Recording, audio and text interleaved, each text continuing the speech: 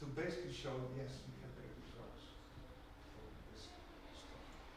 Well, then you have to make it on the GMP condition. It's a complicated thing, so we sent it to India. And the way it's being made is in fermenters of this type. And these fermenters are, so this is the only thing, if you go to the floor below, they just walk going down there. So they have fermenters 20 meters high to make drugs. And many of the drugs that you use, well, I don't know how many drugs you use, but that you may use, are made in fermenters of this type. Yeah. Then you may ask, well, how the hell do we get our drugs out of such a fermenter? Well,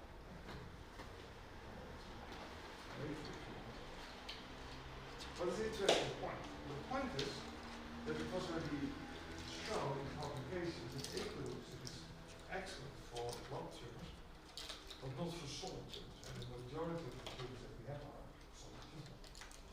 And then I always wondered, well, why is that? Until we did what's called the PK/PD studies, pharmaceutical labels. The PD is nothing else than biodistribution. So if you inject the drugs into a product. And it turns out that dimethyl is basically behaving like doxorubicin itself. So in other words, if doxo works, then you can be pretty sure that dimethyl is also doxorubicin. And eclorubicin is more stable in the circulation of blood. Excellent for blood tumors, but not for solid tumors. So that basically means that if you would like to treat both of them, you basically, or if you need, if you want to have a drug that can be broadly used, then you basically have to make both of them. So I got an award, and I asked, so I hired a postdoc in Turku, and they work on these bacterial strains, to basically start modifying it, so bring into the streptomyces strain, like this guy, the enzymes to put two of its methods. So we did, and we always sometimes we saw it.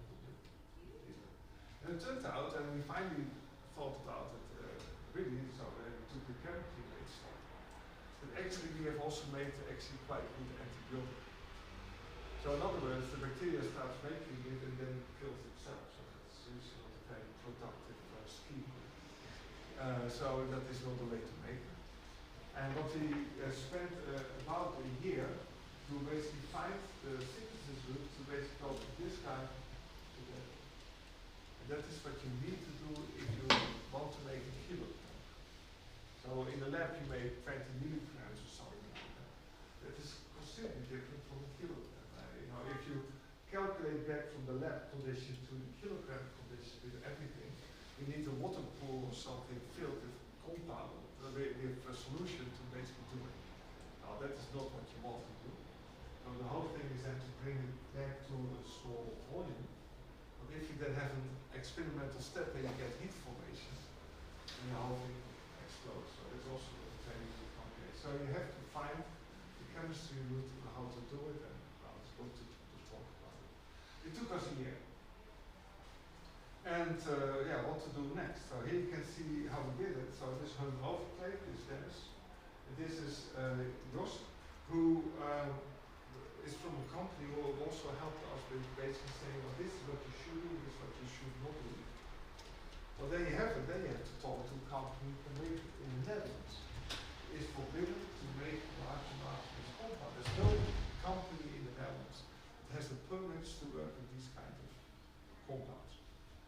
So I found a company in northern Italy, Olon, this is one of the people from Olon, to basically find out, well, can we translate what we have done in the lab to Italy?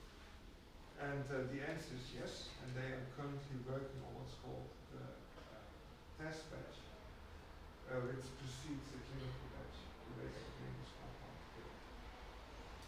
And then you have to talk about how to further develop it, and then so very easy for something as simple as going from bench to bedside.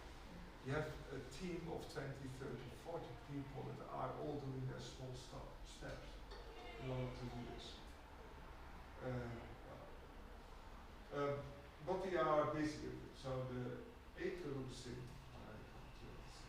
So how much does this cost? Just to give you an idea. So as you know, drug development is usually to be calculated as being something that costs €1 billion, or 2 or 3. This is how we do it. And it's not a billion, but it's still multiple millions. So if you go to accuracy, it's about €1 million to make it. And then you have to check it. But to check it is about 200,000 euros. Just for the pharmacy. And they do also the and then they do of course clinical study. If you go to the synthesis route, you can basically see it like that. So what it basically means that if you do this under academic conditions, you can make drugs under 10 million euros. Okay, where are we? This drug, the yellow one, the accuracy. And we are back with some more interviews. I have a fun-filled, packed lineup. I've got 4 people with me today, or right now. So we're going to get started. We're going to start with Marie. Hi, Marie. Hi. Thank you for joining me today. Thank you for having me. So you're in the mission area of cancer, correct? Mm-hmm. Great. So before we talk a little about the EU Talenton, I'd just like to know a bit about you. Can you introduce yourself? Yeah, sure. Well, I'm Mary. I'm 27. I'm half French, half Czech. I'm currently, I have a mathematics background where I studied math. And I enjoyed applying my mathematics skills, statistics skills, in 2 medical applications, 2 medical issues. So yeah, this is how I specialized into medical applications during my PhD, and now I'm a postdoc in genetic epidemiology in Paris. Brilliant. And how did you, can you talk me through a bit of the process of applying for and coming to the EU Talenton? Yeah, sure. Well, it's been quite a story. In fact, I was looking for my next adventure, my next postdoc. So I was scrolling through the Euraccess portal, and I've seen this little ad for the EU Talenton. So I clicked on it because I'm really curious. And yeah, I saw this amazing EU initiative. And as I'm pretty an involved EU citizen, I was really happy to take part in it. So yeah, I had a look on the 5 EU missions, and I saw the cancer mission, and it really made sense, to my background and to my interests. So yeah, I applied, and here I am. Great. And how are you enjoying it so far? I am. It's really an amazing, intense adventure. Yeah. Really amazing. Yeah. Oh, brilliant! I'm glad to hear. Yeah. And finally, yeah, just a bit more about yourself. I know that you're a bit of a sports lover. Can you go into a bit of detail of the kind of sports you like to do? Yeah, so currently I'm pretty much enjoying hiking and walking, a bit of running. I also started gymnastics 3 years ago, which was quite a challenge as a young adult to start gymnastics. But yeah, it was. Yeah, I really enjoy it. It's really fun. So yeah, and I'm also a former skier, alpine skiing. So okay, very cool. Wow. Yeah. So lots of you've tried lots of different things. Yeah, I really like that, meeting new people. And we were talking, I think yesterday during a talk about the flow state that allows you to be creative. Yeah. And I really found out through sports. So this is my way to find new ideas or solving problems. Yes, yeah, I think it's great to do things sometimes outside of science and maybe your comfort zone as well, to find new ways of exploring different aspects of you, your creativeness and things like this. Yes, so it's all about being ambitious and challenge yourself. Yeah, definitely. Well, thank you so much. That's all the questions I have for you. Thank you very much. Thanks, and best of luck with the rest of the day. Yeah, thank you. Thank you. And next we will have Elizabeth. Hi. Hi, Elizabeth. Hi. Thank you for joining me today. So you're working on the adaptation to climate change. Yes. Yeah. Awesome. And can you give me a little bit of background about you, who you are, what you do? Yes, so I'm Liz. I'm doing my PhD here at Leiden. I'm a linguist, so I've been studying linguistics most of my academic career. But I've also been doing a bit of work on policy and university council, for example. Okay. So thinking a bit about academics getting more involved in policy and representation as well. Great. And why do you think it's important for academics to get into policy, to do these things, similar to what we're doing here at the EU Talenton? Well, I think especially in the context of climate change, there are such big problems that you need to have some real-world impact as well. We also have a lot of knowledge already in academia. For example, in our project, we're looking at agriculture. There's so much science that can be used to improve agricultural practice. And it's then therefore very important when you have such a big crisis, like the climate crisis, that we can actually make sure that it actually gets addressed. Yeah, definitely, definitely. And then focusing then on your background in linguistics. Of course, we have many different disciplines here, but linguistics is, I haven't met anyone yet who's I would be doing curious if there is another linguist. So I'd really like to know how you're bringing your knowledge of that and the humanities into your group and how you're working together. Well, what I really like about our group and the way the scheme is structured is you have a mix of disciplines. So I'm working with a biologist, I'm working with people with social sciences background and also a business background. What I think is valuable from the kind of humanities social sciences thing is the idea of the cultural context in which you implement something. Also things like we talk a lot about ethics, for example, about whether a particular intervention is ethical, whether it will have knock-on impacts. And for example, with climate change, there is a big issue of differential impact and increasing inequality.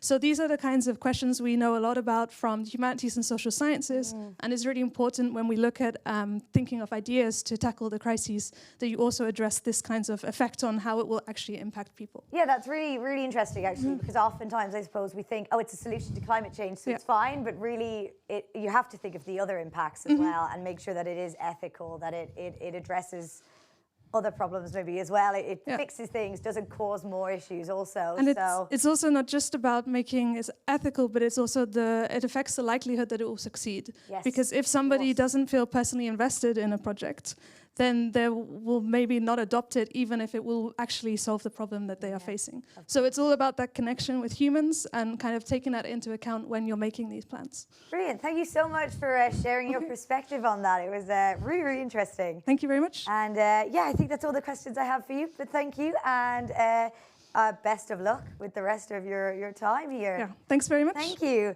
And next I have Chan. Hello. Hello, how's it going? Good, how are you? Good, I'm good. And you are working on the climate neutral and smart cities. Yes. Great.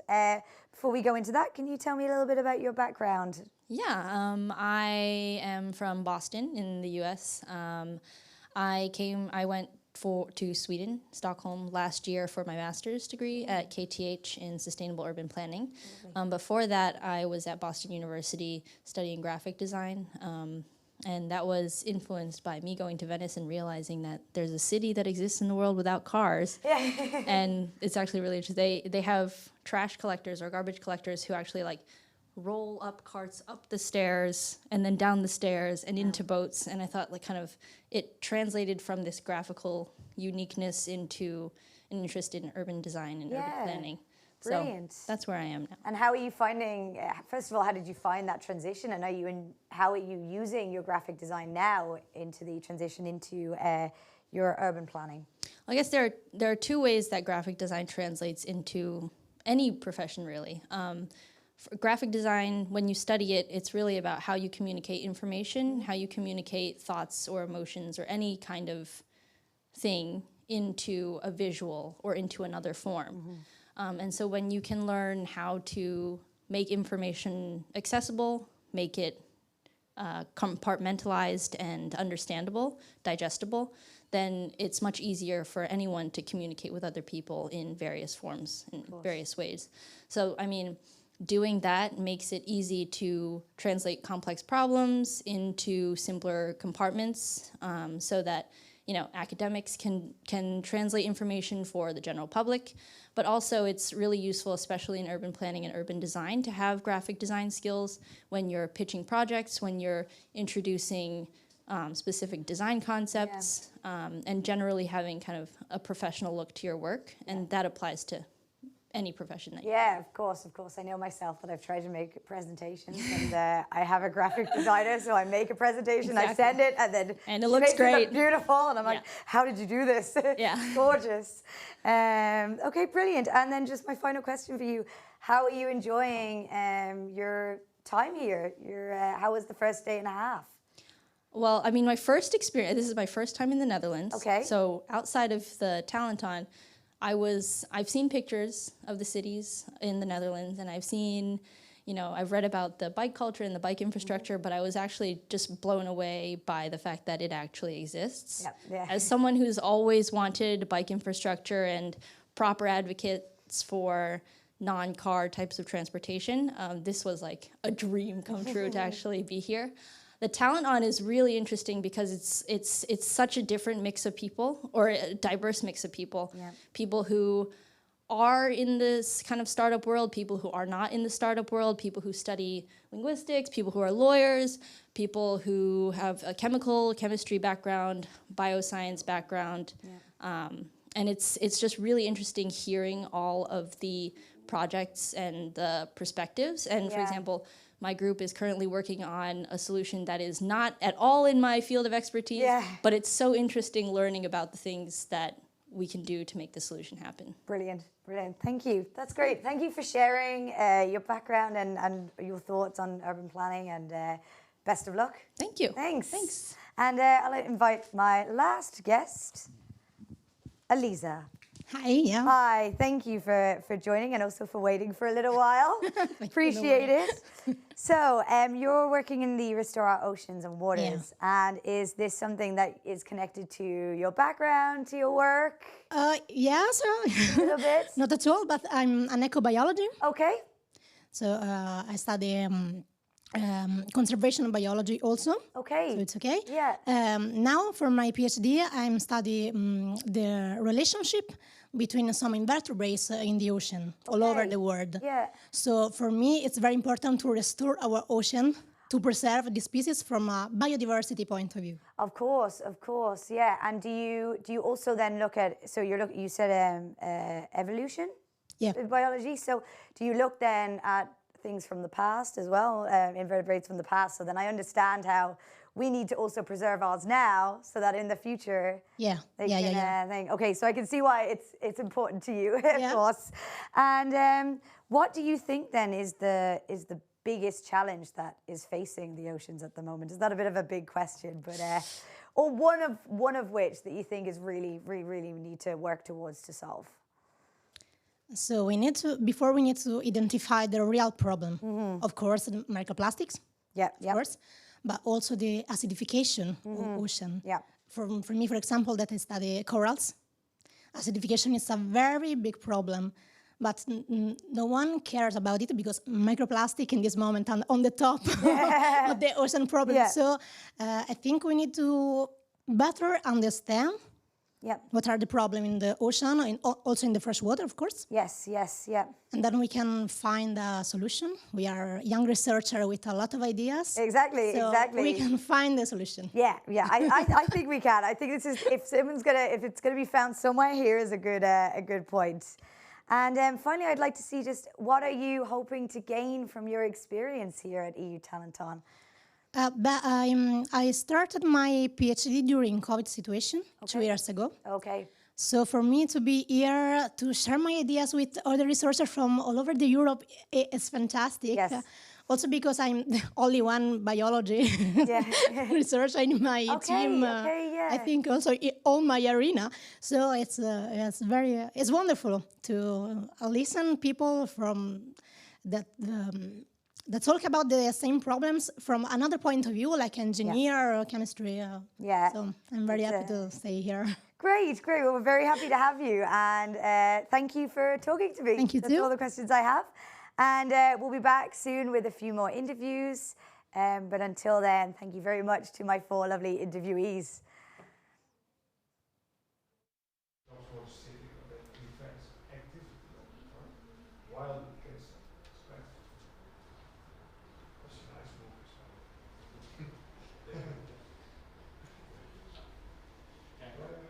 I have a little bit of a stupid, non-scientific question that aroused my interest while you were speaking.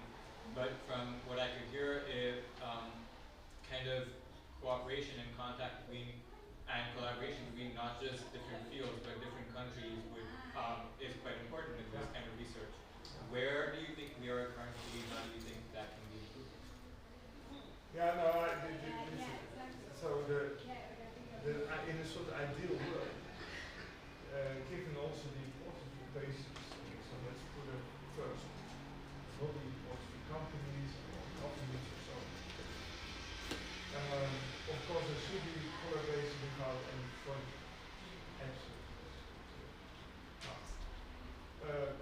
If you go to China, then Chinese want to help, but the government now also started making right on company data protection. That also falls, by the way, US for the very first time. What I think that most scientists don't care about, but the laws make it more complicated. But if you ask me, I think that if you have said that dimethyldoxone we have made a kilogram, then you can treat 10,000 patients.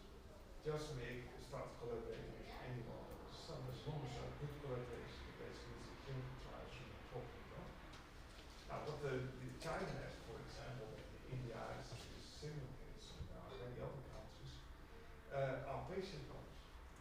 Now the Netherlands is smaller than half of the big cities in China.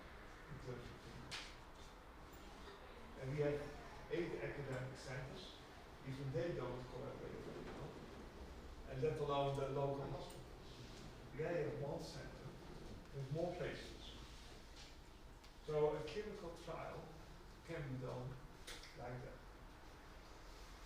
And then you can of course argue that drugs behave differently if you say Chinese in this example versus Western patients.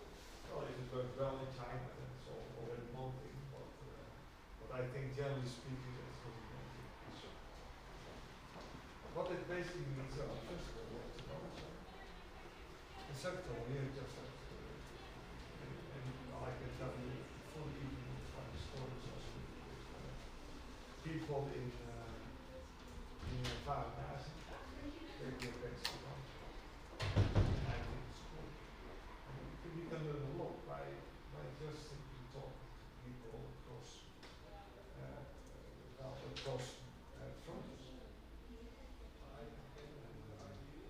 And it's fun, it's cool. A small announcement. I think you will also stay for a few extra minutes so people can also ask questions. The pitch workshop is starting in like -1 minute or 1 minute. -1 minute. Oh, 1 minute. So that's better than Thank you very much for the super interesting talk and the insight. And I would invite everyone who still has questions to just come over.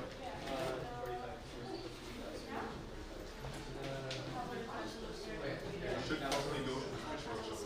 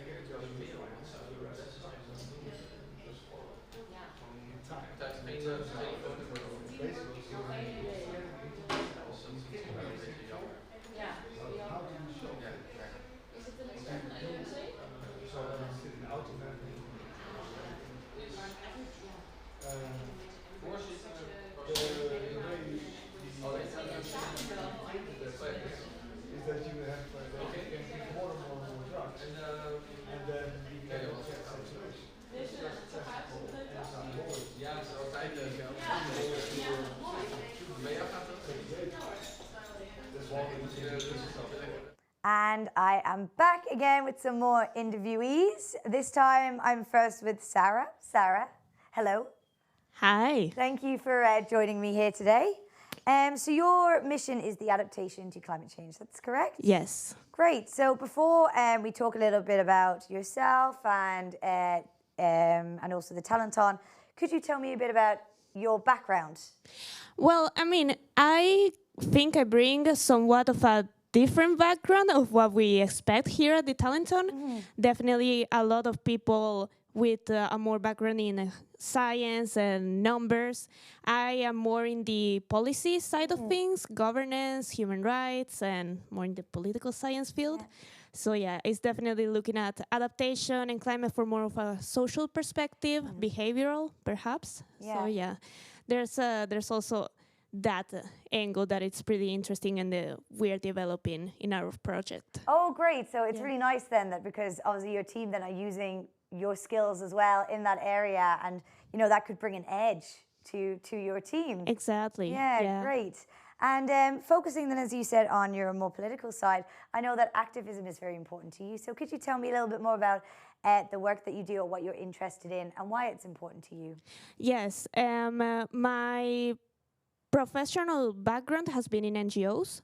Most of since I started working, mostly related to human rights and rule of law, which is something I'm very passionate about, and promoting that not only here in Europe but also abroad in other contexts.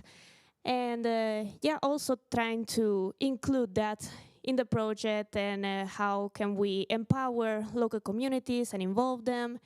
So yeah, that's also kind of like, I guess, what I have to bring to the table. Yeah, definitely. But this, as you said, empowering local communities, it is so important, especially for anything to do really with climate change, because it affects us all and we need to talk to each other and figure out how we can make adaptations based on areas, I suppose. Yeah. And great. And then finally, just how are you finding taking part? Are you enjoying it? Yes, very much, and getting to meet people from different places, different backgrounds, different disciplines has been a great experience. A bit stressful, I might say, definitely how they portray it, a pressure cooker.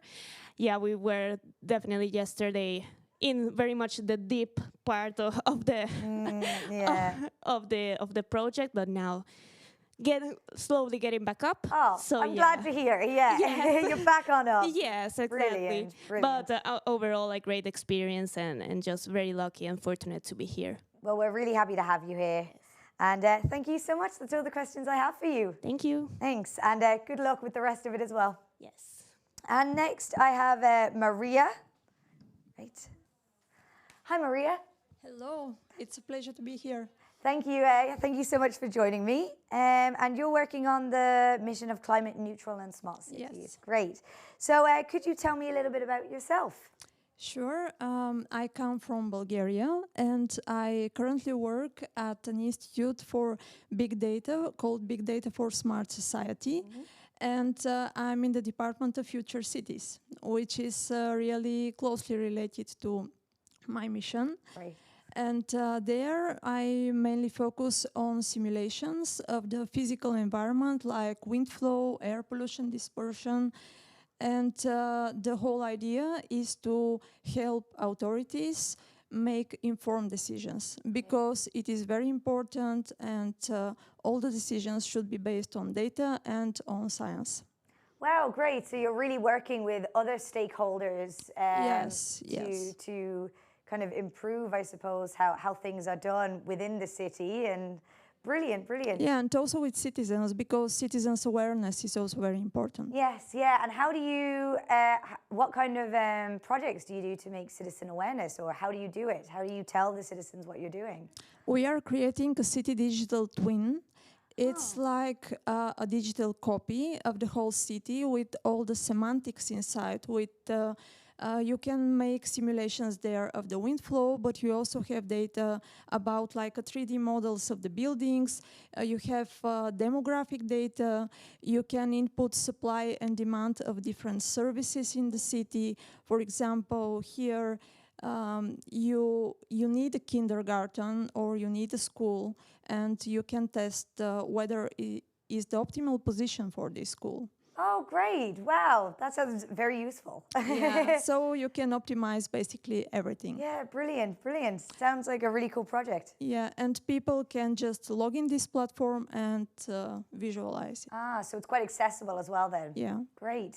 And then focusing more on just the Talenton side, why did you decide to apply and take part? Well, somehow all of the experiences in my life are connected to cities. And my educational background is in structural engineering, so I have knowledge in this side as well, how the city functions, how it can be built, and also my current work. And finally, I want to make something to improve the situation we live in, the environment. Yeah. Well, thank you very much for talking Thank to you me, as and well. it's been lovely to hear about what you do. And I think that the twin map that you talked about, very cool. Really, really interesting idea. I'd love to see it myself. Yeah. But thank you so much. Thank you. And that's all from me for now. We'll be back soon with some more interviews.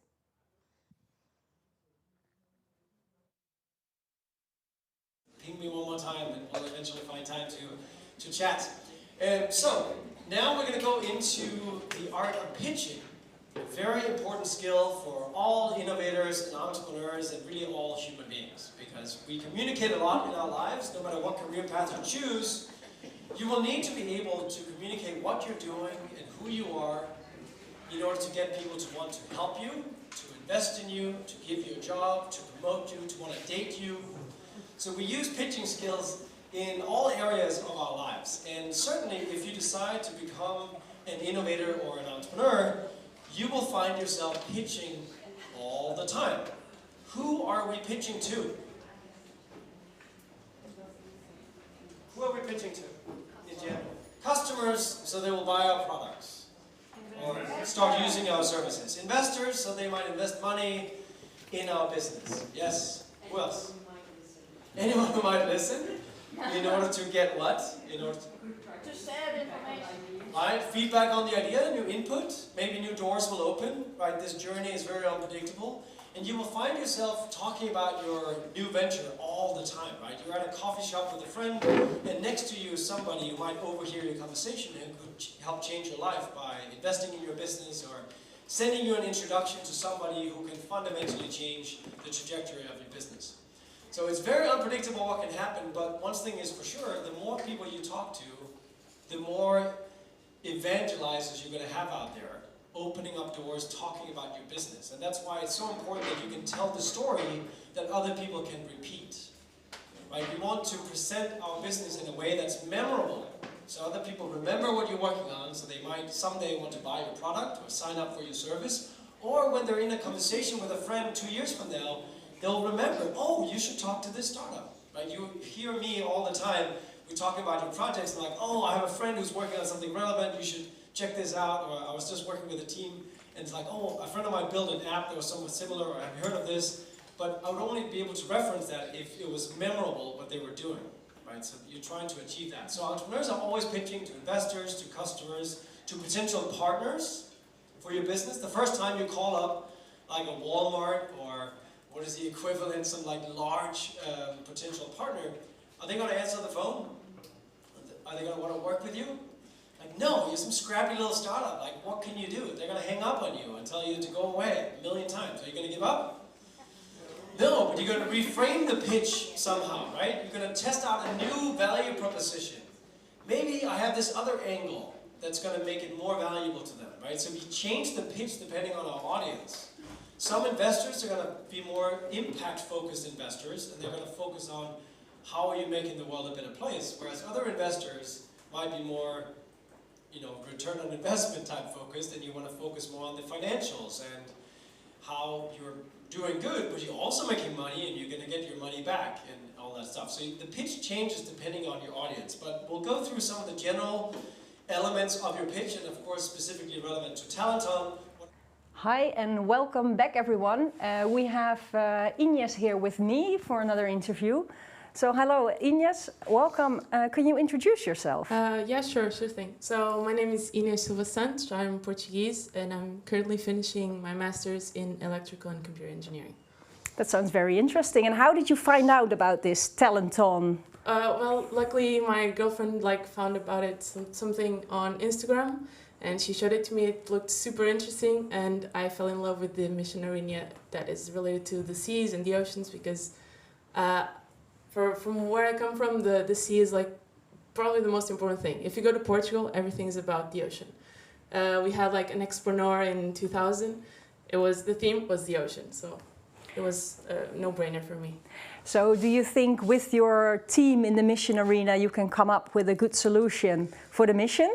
Yeah, well, it's a really broad topic. Hopefully we'll do something really interesting. I don't want to give too much away, but it has to do with microplastics and real-life, real-time tracking of these extremely harmful particles. Interesting. And so what type of expertises are in your team? So we have a data scientist. We also have people who are used to satellite imagery. We have people who work a lot with contamination, with small particles. So it's a really broad range, and all the people add something to the table. So that's really fun. That sounds like a lot of fun. So you're still in your master's? Yeah. Probably going to do a PhD if you're... Yeah. I'm still not sure because, to be honest, I'm an engineer. So in engineering, it's always this, I kind of want to go into action, to spring into action. But I also really love academia, and I love helping science move forward. So it's still I still have to think about it, but hopefully I can start working and eventually do a PhD while I'm working on something that really makes me passionate about it. Well, this is wonderful to hear, and I hope you will stay in touch with the other talents that are in your team. Yeah, obviously, they're super nice, and I hope we can keep contact and maybe even visit each other in different countries. One of my teammates is from Turkey, which is a lovely place. I really want to get to know Turkey and to visit it, so hopefully I'll crash in his couch someday. Well, that sounds like a wonderful plan, Ines. Thank you very much. Thank you. And thank you for listening, and we hope to see you back soon. Thank you. Total to talk to them about your amazing projects. In the show pitch, you can get into more details, but there's still stuff that you will have to leave out. And tomorrow, because we have the Q&A session, you can have your main pitch deck, but you can also have a couple of backup slides. So we can work on what is probably some of the typical questions you're going to hear, and then you can sort of leave that as a cliffhanger in your pitch, knowing that they're probably going to ask about this, and then boom, here's a backup slide. Oh, funny you should ask. I have a slide about this. Right, so knowing stuff you won't be able to elaborate enough on in your main 5 minutes, you can have backup slides for that later. So in a 15 to 20 minute investor pitch, right, so usually what happens with entrepreneurs who are asking for money, we'll talk about this later in the fundraising for those who are interested in that, but the way it works is that you get an introduction to an investor somewhere, or you meet them at a random cafe and you give your elevator pitch, and they're like, oh, that sounds interesting, we should talk more. And now you set up a meeting and you might have half an hour, or if you're lucky, you get a full hour for that investor pitch call. And on the pitch call, you get to go through your deck for 10 to 15 minutes, and then the investors will grill you, and maybe you only get to talk for 1 minute and then to stop you. It's like, yeah, let's jump to XYZ. So some investors don't let you do the whole pitch, some people do. But in the 15 to 20 minute investor pitch, you will have a whole outline with more slides and all that stuff. We'll not talk too much about that, but I'll point you to some resources. Okay, so what are we trying to achieve with our elevator pitch and also in our show pitch? Well, we want the audience to remember us, right? We want to make it memorable. And the best way to do that is to ignite some kind of feeling, but also to make sure that we come across as somebody who's super passionate about the project we're working on. So think about, what are some of the things in your project right now? You're welcome to take a couple of notes and reflect on this along the way. What makes you smile about the project you're working on right now? What are you most proud of? What are the core features that if we could do this for people, it would really change their lives? And one good way to sort of dive into this is using a framework by a gentleman called Simon Sinek. Have you heard of Start With Why? I see a lot of smiling faces that are nodding. So Simon Sinek gave a TED Talk, TED.com. They have a bunch of talks, I'm sure you're familiar with the concept. And his TED Talk is one of the most viewed talks. It has over 45 million views today. And he talks about this communication strategy where he introduces the 3 golden circles. And he says that powerful communicators and good companies, when they communicate about the product, they don't talk about what they do or how they do it. They talk from inside the golden circle about why they do what they do. Because at the end of the day, people will be much more interested in hearing what they do and how they do it if they understand why you do what you do. And again, it goes back to the first point, start with a problem. Right? We only want to care about your features of your product if we know why you're even in this business. Why do you care about it? Why should I care about what you're doing? Well, because it changes the world and helps all these people in this way. So, what is your why? For your project right now, what is your why? And why would it get you to be motivated first thing in the morning to go up and work 100 hours a week for the next 10 years on making this vision come to reality? Right? It has to be very clear to you why this project has to win Talenton 2022.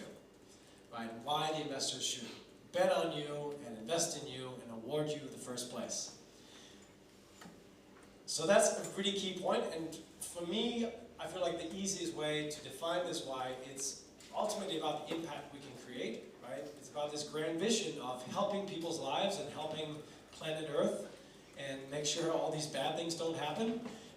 So it's probably somewhere along those lines where you can find that why. But make sure to distill it into something very concrete, easy to understand.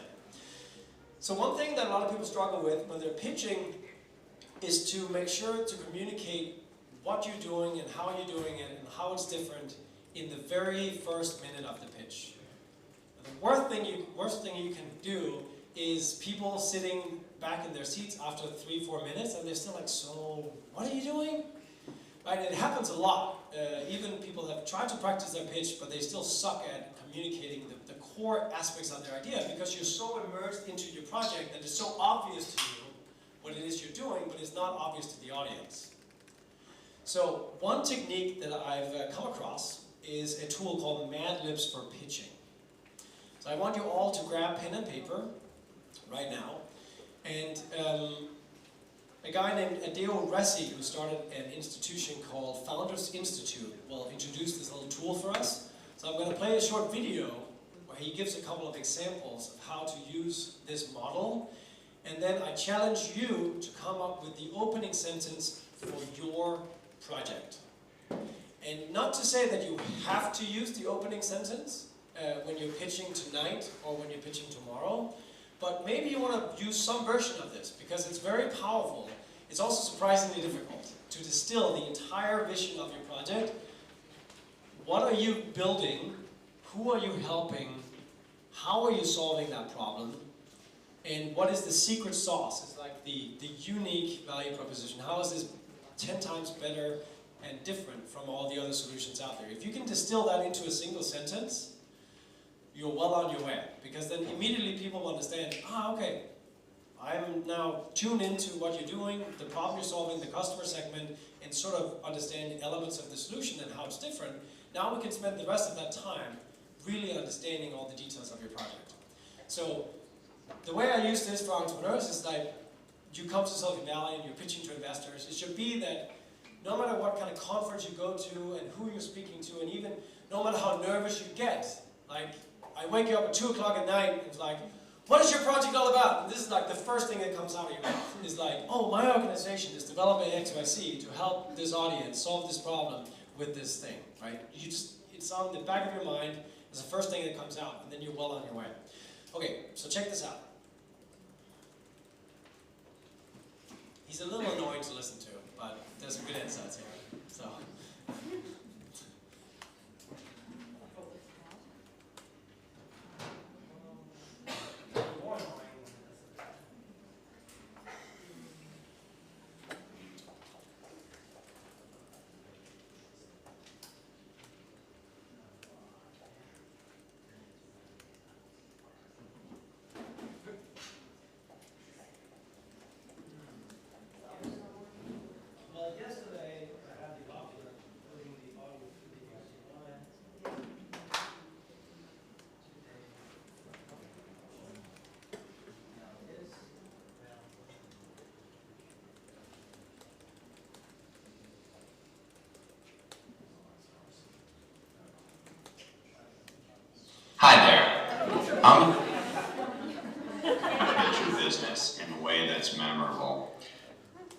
Hi there.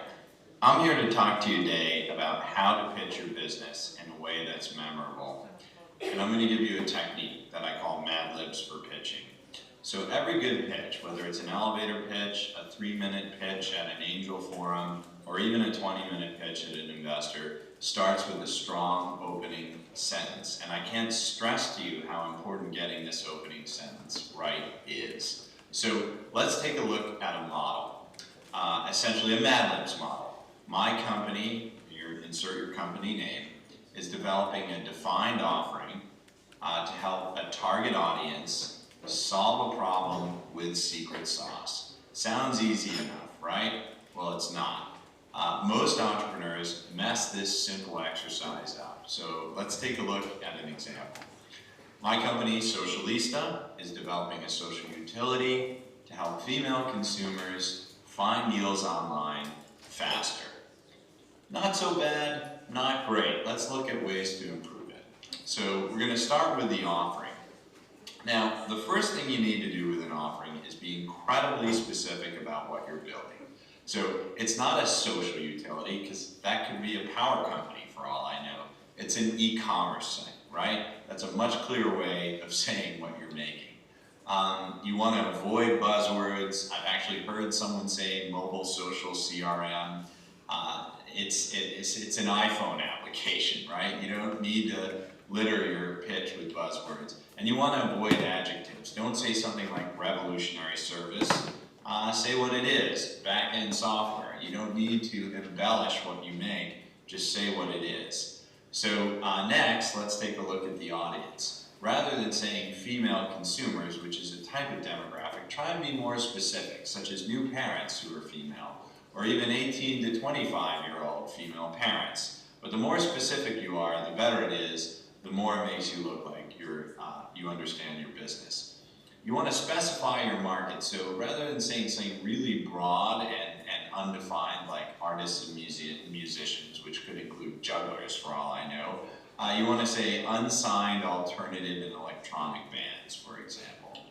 And last but not least, you want to clarify the buyer, the individual, especially if you're working in B2B markets. So don't say large businesses, because first of all, I don't even know what that is. Is it a Walmart store, Walmart the company, IBM? I just don't know. Say something like purchasing managers at multinational companies. So this actually specifies who in the business will be buying your product or service.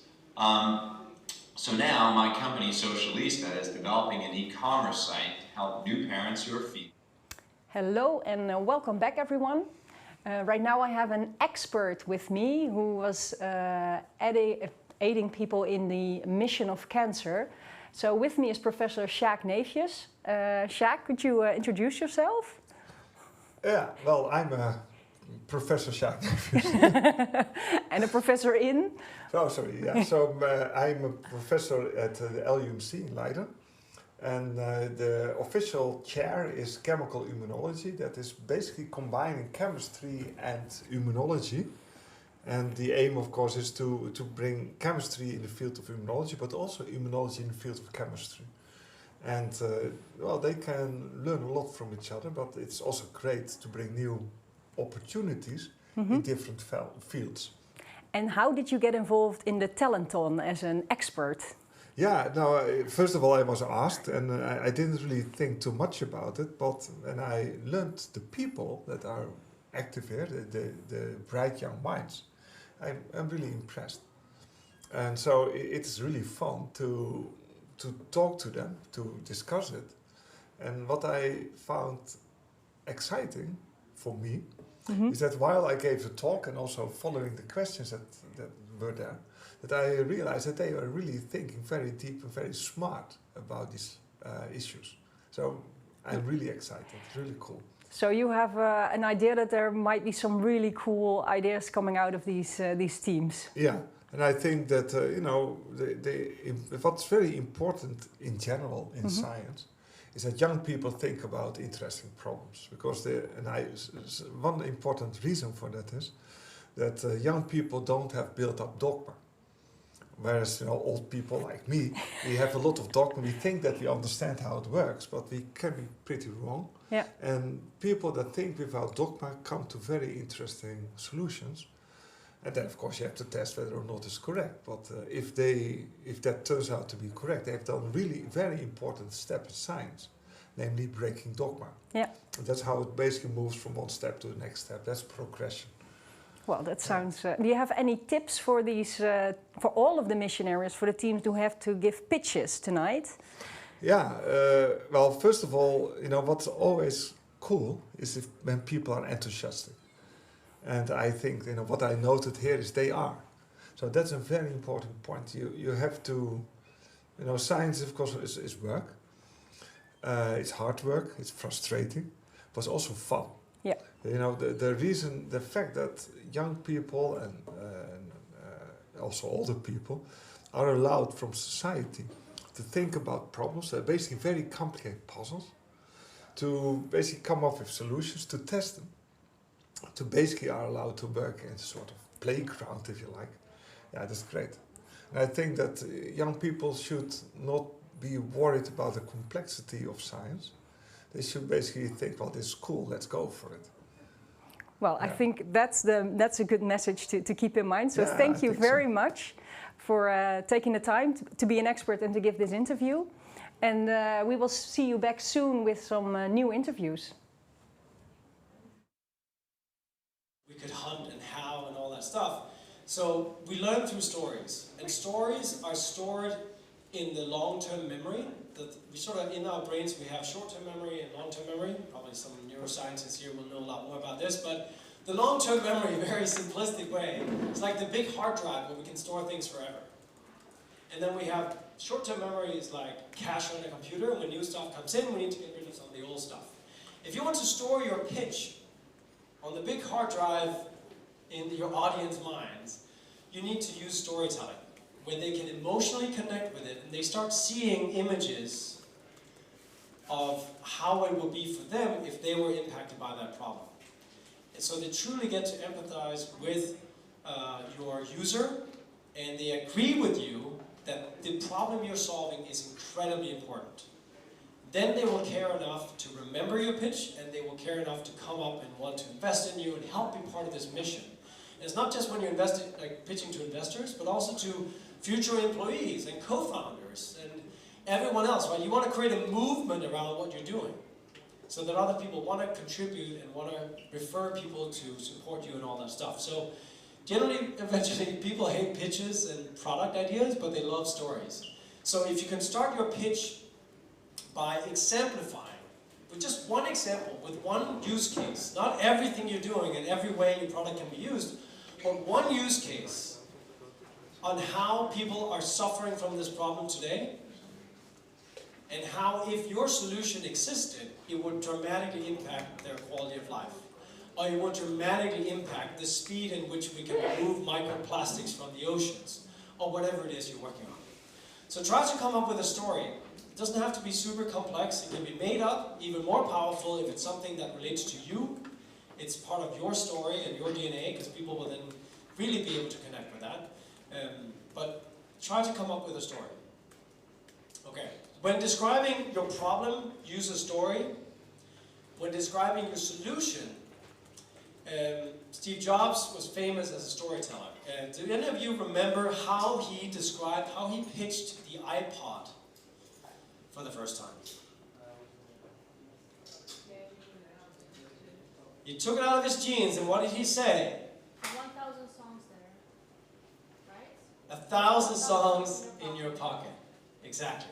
Well done.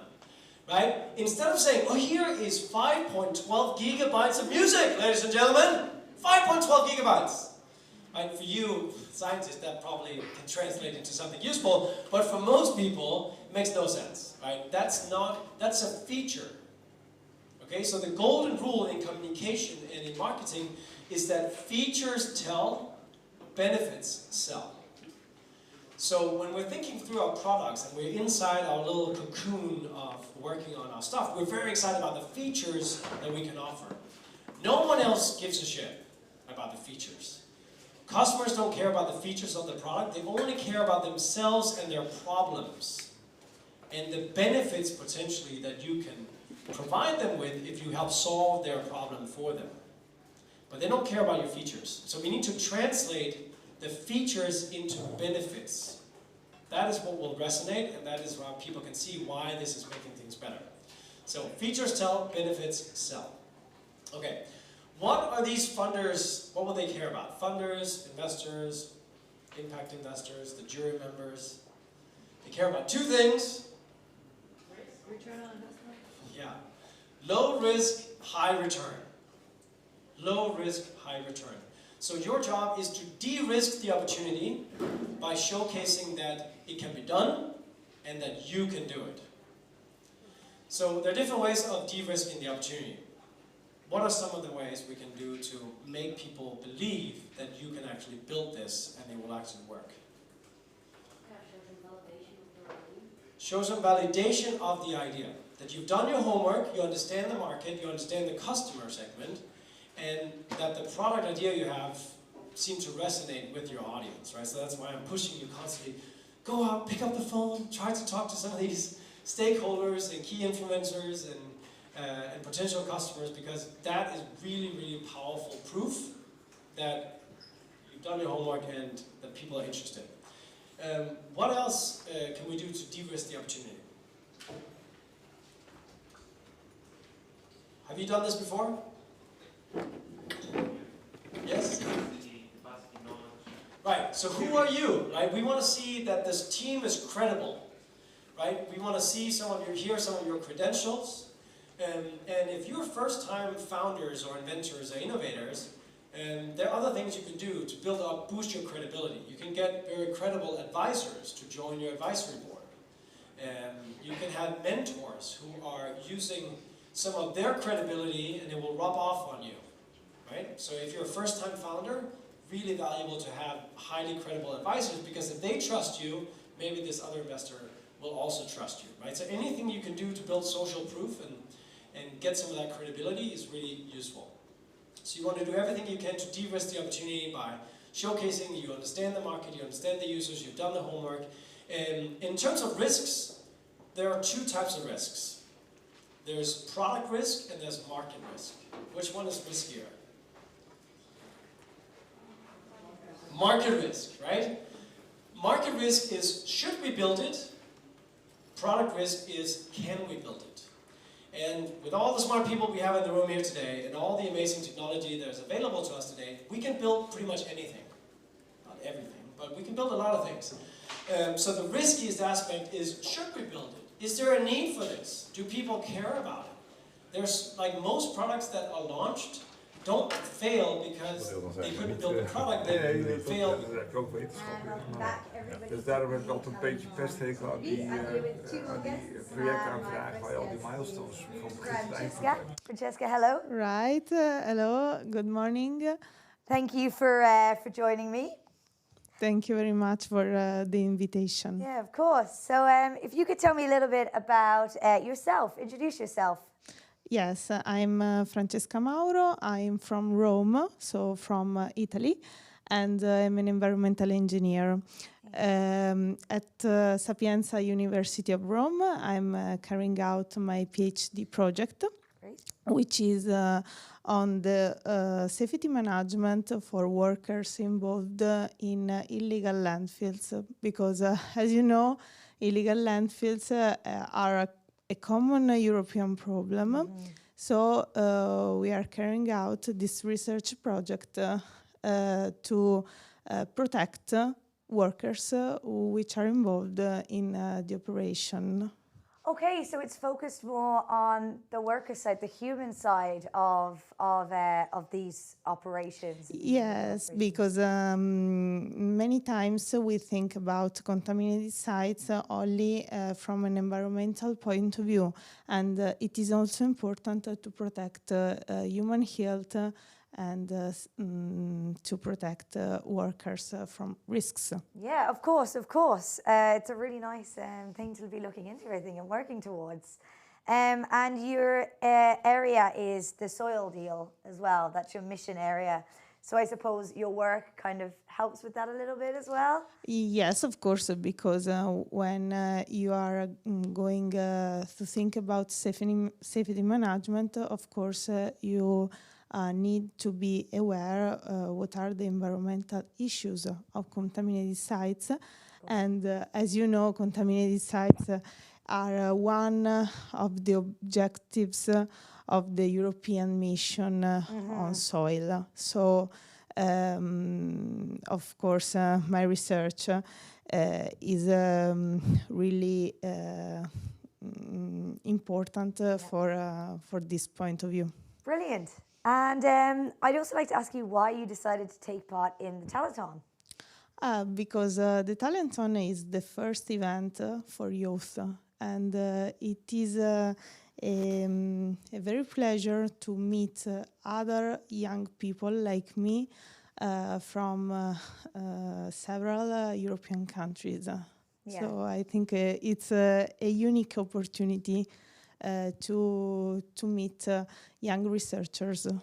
Yeah, and it's great that you see that opportunity here and that you're taking part. And finally, I'd like to ask you about what you like to do outside of your work. So any fun hobbies that you like?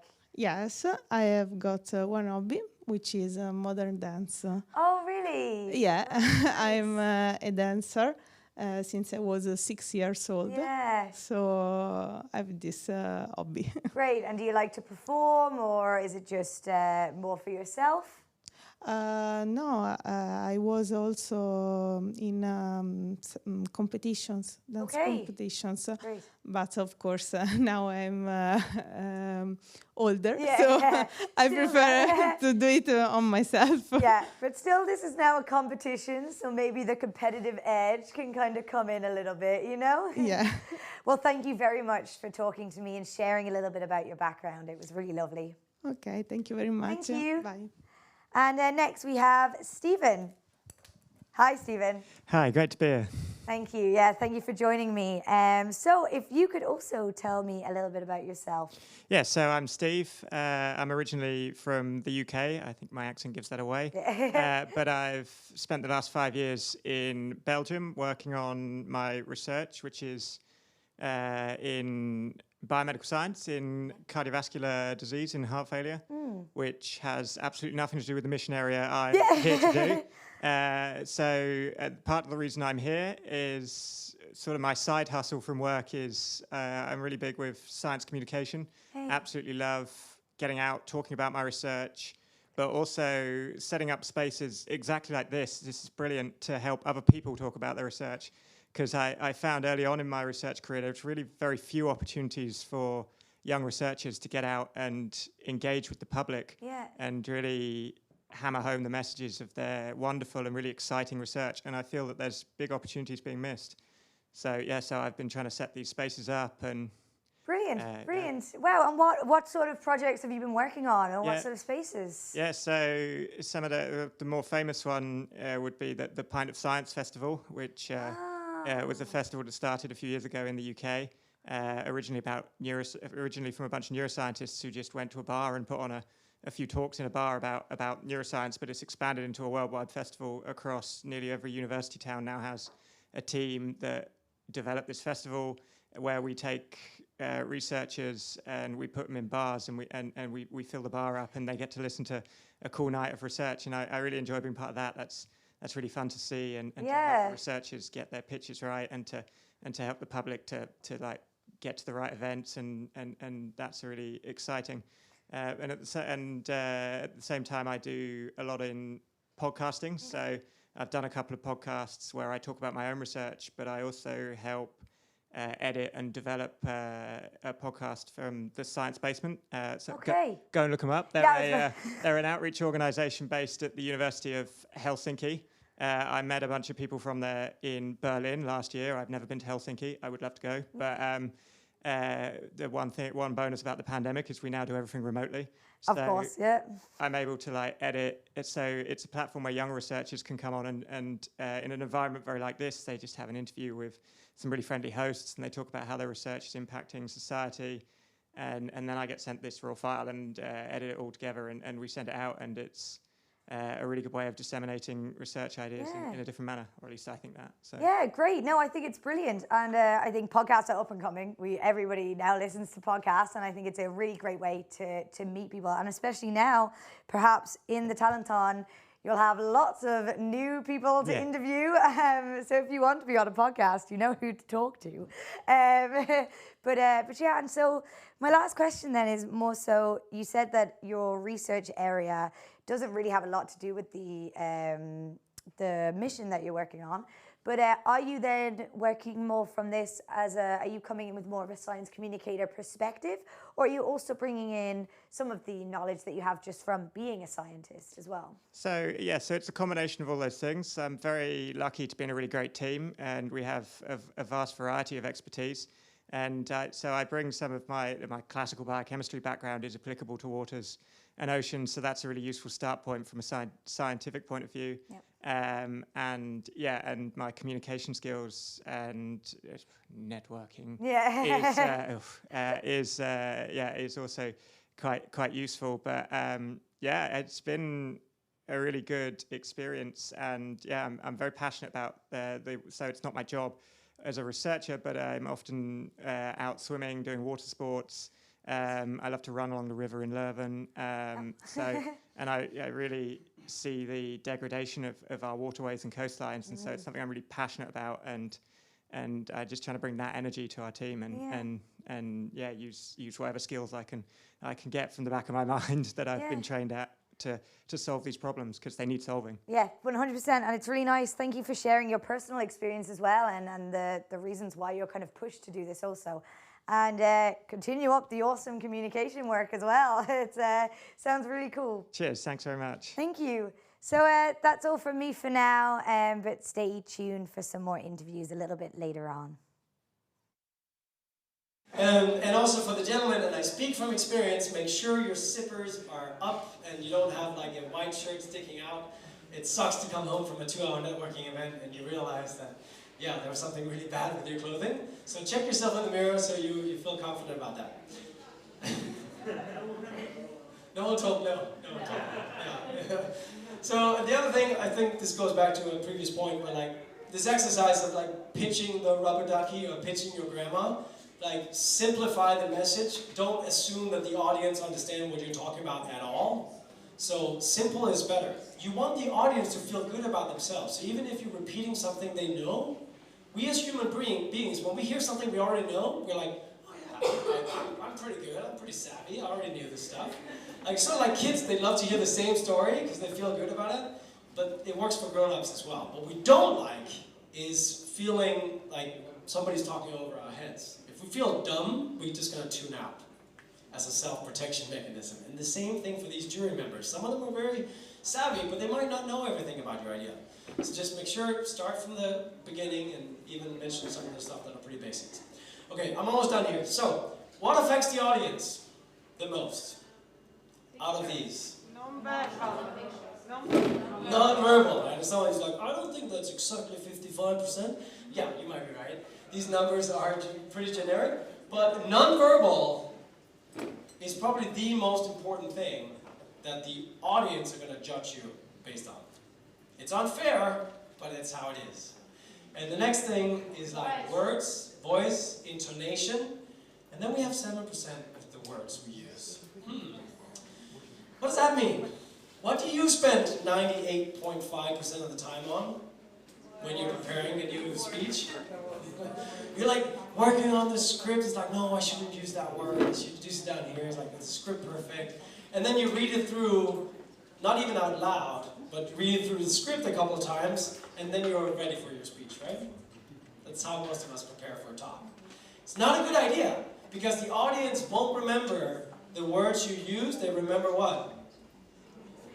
How you make them feel, right? The feeling they had during that presentation. In the first few seconds, people are going to create that first-hand impression in their mind, like, is this person competent? Are they fun? Are they likable? Are they interesting? Do I care about this? We make all these judgments like almost instantly.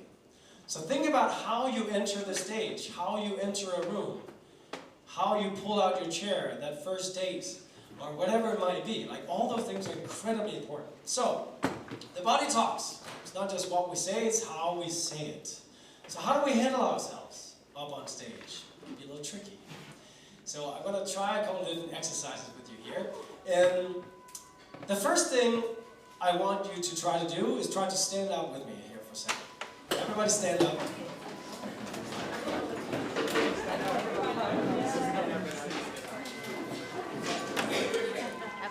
So how do you feel about your body posture right now?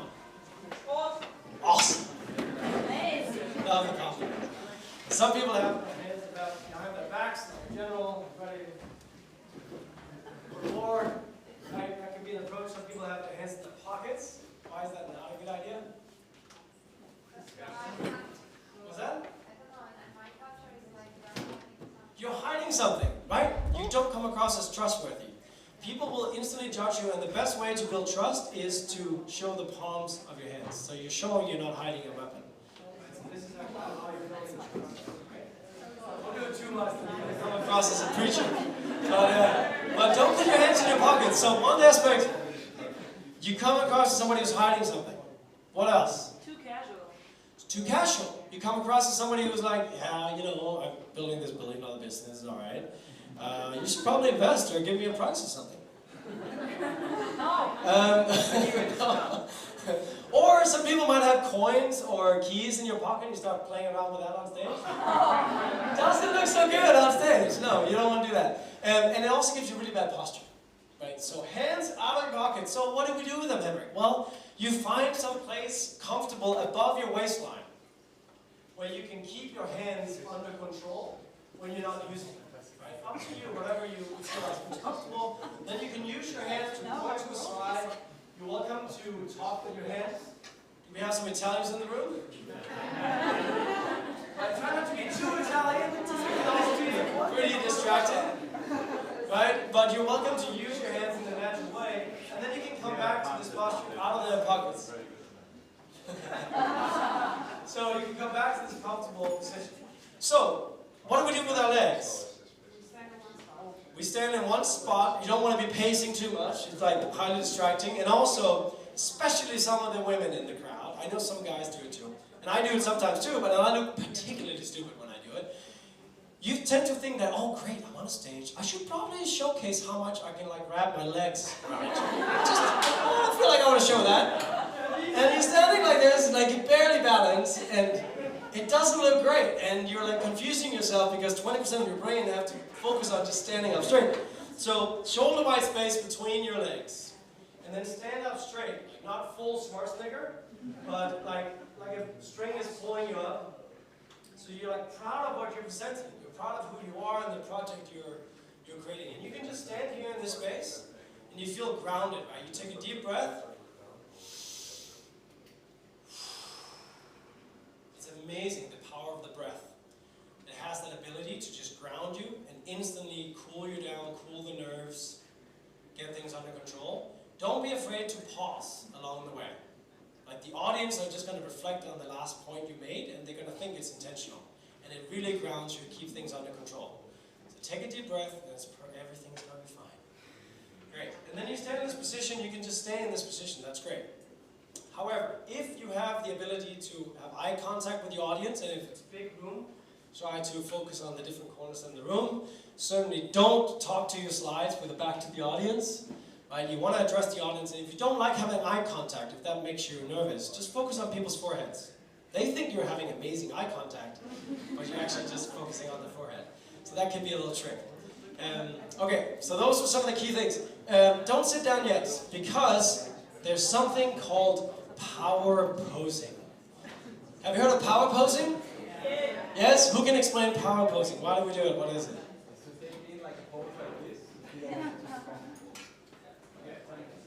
It's to get in a pose like this to stimulate the brain or the body to feel super comfortable and confident. And confident, right. So it was introduced by a Harvard researcher named Amy Cuddy.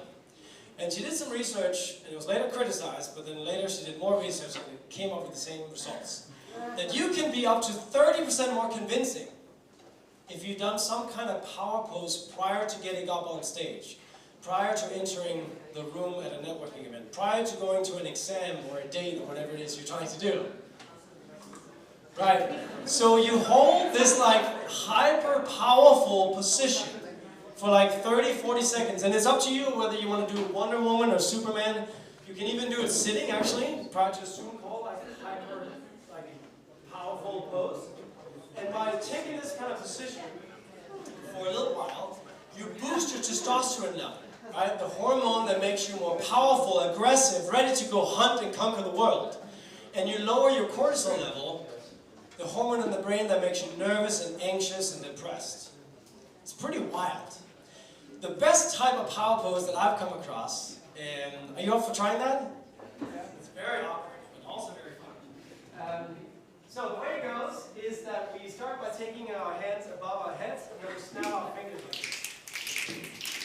And then on the count of 3, we scream as loud as we can. You're going to hear it all over the night.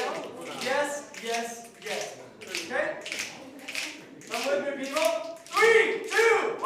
Yes, yes, yes! Wow, look at that. Woo! See the transformation? So, the transformation is really evident, right? People are smiling, they're also awkward, but you get that boost of energy. And the thing is, the audience can see that. The audience can feel that, wow, this person comes in with all this testosterone and power and confidence. It's amazing thing. So think about doing some type of power pose before going on stage. However, if you're doing a positive self-talk, again, I'm speaking from experience, like behind the curtain, you're about to get up on stage, make sure your microphone is off. And people can't see you, like, it's just like, yes, I'm awesome, I'm so great. Oh, it's amazing, I got this. And you go on stage and you're like, so weird. Yeah, so don't do that. Okay. If you're using slides, you're probably going to be using slides. You have 5 minutes, and it's not a good idea to like speed through a million slides. So I would say no more than 10 slides. Okay, 5 minutes, you could probably keep it to 6 to 8 slides. And what we put on those slides, I'll get to in a minute. There's another rule about slides. I want those slides to be as visual as possible. The slides are not for you as speaker notes, they're for the audience. If you need speaker notes, that's fine. Have them printed out in your hand. Have little cue cards, perfectly okay. But don't use your slides and speaker notes and reading from the slides. You have your back to the audience, and they can read faster than you can talk. So by the time you're done, they're already on their social media. So slides are for the audience, not for you. No more than 20 words per slide. And no more than 1 key point per slide. So if you have multiple graphics, keep them on separate slides, because otherwise, again, if the audience starts getting confused, you lose them. So remember these points. I tried to summarize it in this order, right? And this is, again, just a recommendation. But you want to first tell a story where you make us understand what is the... Did I make a mistake? I'm sorry, you're talking about max 20 words per slide, right? What's that? That's more than 20 words. Yeah. Oh, yeah. But this is not, I'm not pitching right. I can break the rules. Yes, I can break the rules. What I'm trying to help you with here is, this is for you to remember. Nudge to me. Customers, what is the user? Who's the customer? What are the key players? What is the problem that you're trying to solve? Ideally, use an element of storytelling here to make it memorable, to get people to care about it. Right? And it could be an image that essentially ignites an emotional response. Don't be afraid to use powerful images. You want people to have an emotional connection to what you're solving. Product, then you describe the service, your solution, what technology you're using, some of the features, but remember to translate the features into benefits, ideally. So how is that product solving? What are the benefits for the user? How big is the market? And how are you 10 times better than the competitors? What is the impact you're creating? And how is it aligned to the EU missions? So now, you see what I'm doing now? I'm also, with my back to the audience, reading the slide. I'm doing everything wrong. So you can read all this, and I'll send this out to you guys as well, so where you took pictures. Implementation model is going to be a key one. So you want to be able to outline how are you going to bring this idea to life, what is it going to take to build it, what is it going to take to create the first version, the minimum viable version of this, to test it out, to run the pilots, and then full on scale. And then who's on your team? Who's making this vision come to life? And it's totally fine if you, under the team slide, also mention, we actually currently don't have this person and that person, but they are going to be our first hires. That's totally honest, totally fine as well. Practice makes perfect. So whoever is going to deliver that 1-minute pitch tonight, make sure to not just write the script and read it in your head, but actually deliver it to your team. And ideally try to deliver it to one of the other teams, right? You're all buddies, and if you're afraid of giving anyone an idea in your own mission arena, go to one of the other mission arena rooms and say, hey, could I just borrow one of you for like 5 minutes to give feedback on my pitch? Please do that, right? Be proactive, use each other, and run through it multiple times. Both the 1-minute pitch tonight and the 5-minute pitch tomorrow. If you really want to get serious, you can record yourself. This is the best way to become a better presenter, is to see yourself on video, and then you can be your own sort of worst critic. It's like, oh, I have my hand in my pocket, I'm slouching, I'm not speaking with confidence, I'm not smiling, I'm looking at my slides. Like, it's a really, really powerful technique to try to videotape yourself. Okay? I have documented some of the exercises with the Mad Libs. There are some examples of pitches as well. They're very startup-y. I apologize in advance. But there are some examples you can watch up here at startupexperience.com/pitch. And there's also a bunch of resources on where to create pitch decks. So in terms of creating your pitch deck, these like 8 to 10 slides, whatever you end up using, I do recommend a tool called Canva. Canva.com, are you familiar with that? Yeah. So on Canva, you can actually go in and you can search pitch deck templates. If anyone needs help with that, I can show you how it's done. But Canva.com, and then you can search pitch deck. And they have a number of pitch deck templates that are already nicely laid out, and they look good. And then the other thing about Canva is that you can find royalty-free, high-resolution images. I don't want to see any shitty images up on the slides tomorrow, okay? Only use high-resolution images. So if you're using Google, you go into Google Images, and you can go into Tools and select Size, and then say Large, and they have to be high-res. This might be obvious, but you will be surprised by how many pitch decks I've seen with like scattered little shitty images. Don't do that. Everything you're going to be judged on it. So Canva.com/photos has a massive database of royalty-free images. If you search for an image there, some of them are going to have a little dollar symbol, and that means you're going to have to buy them for like $1 or so. But you can also, in the top bar, write, like select free only, and then you're going to see the free ones, and you can download the image. Again, if anyone needs help with that, happy to be of service. That is it for now, my friends. Good luck. Thank you, guys.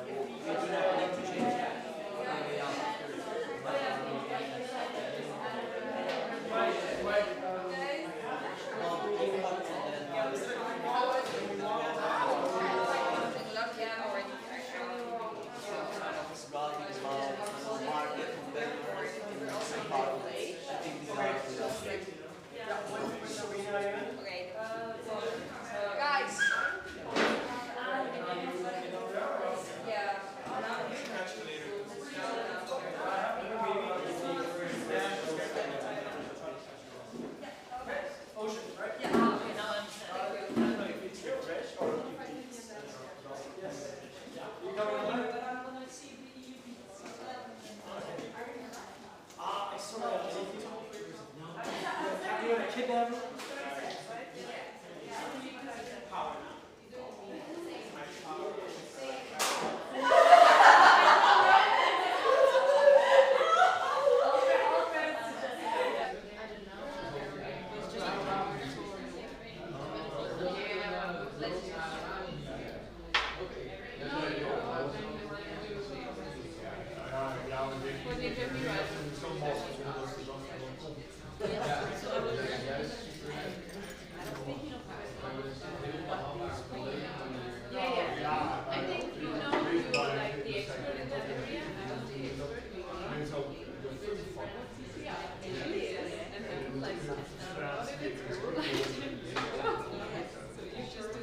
I trust you that you will do a good job. No problem. But first,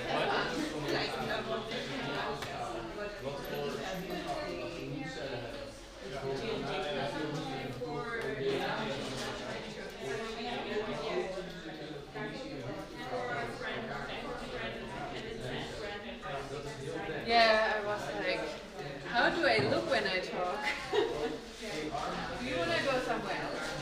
Where are you going? I'm just going to go to the hallway. There, you can come here. Yeah. I'm just going to change the area.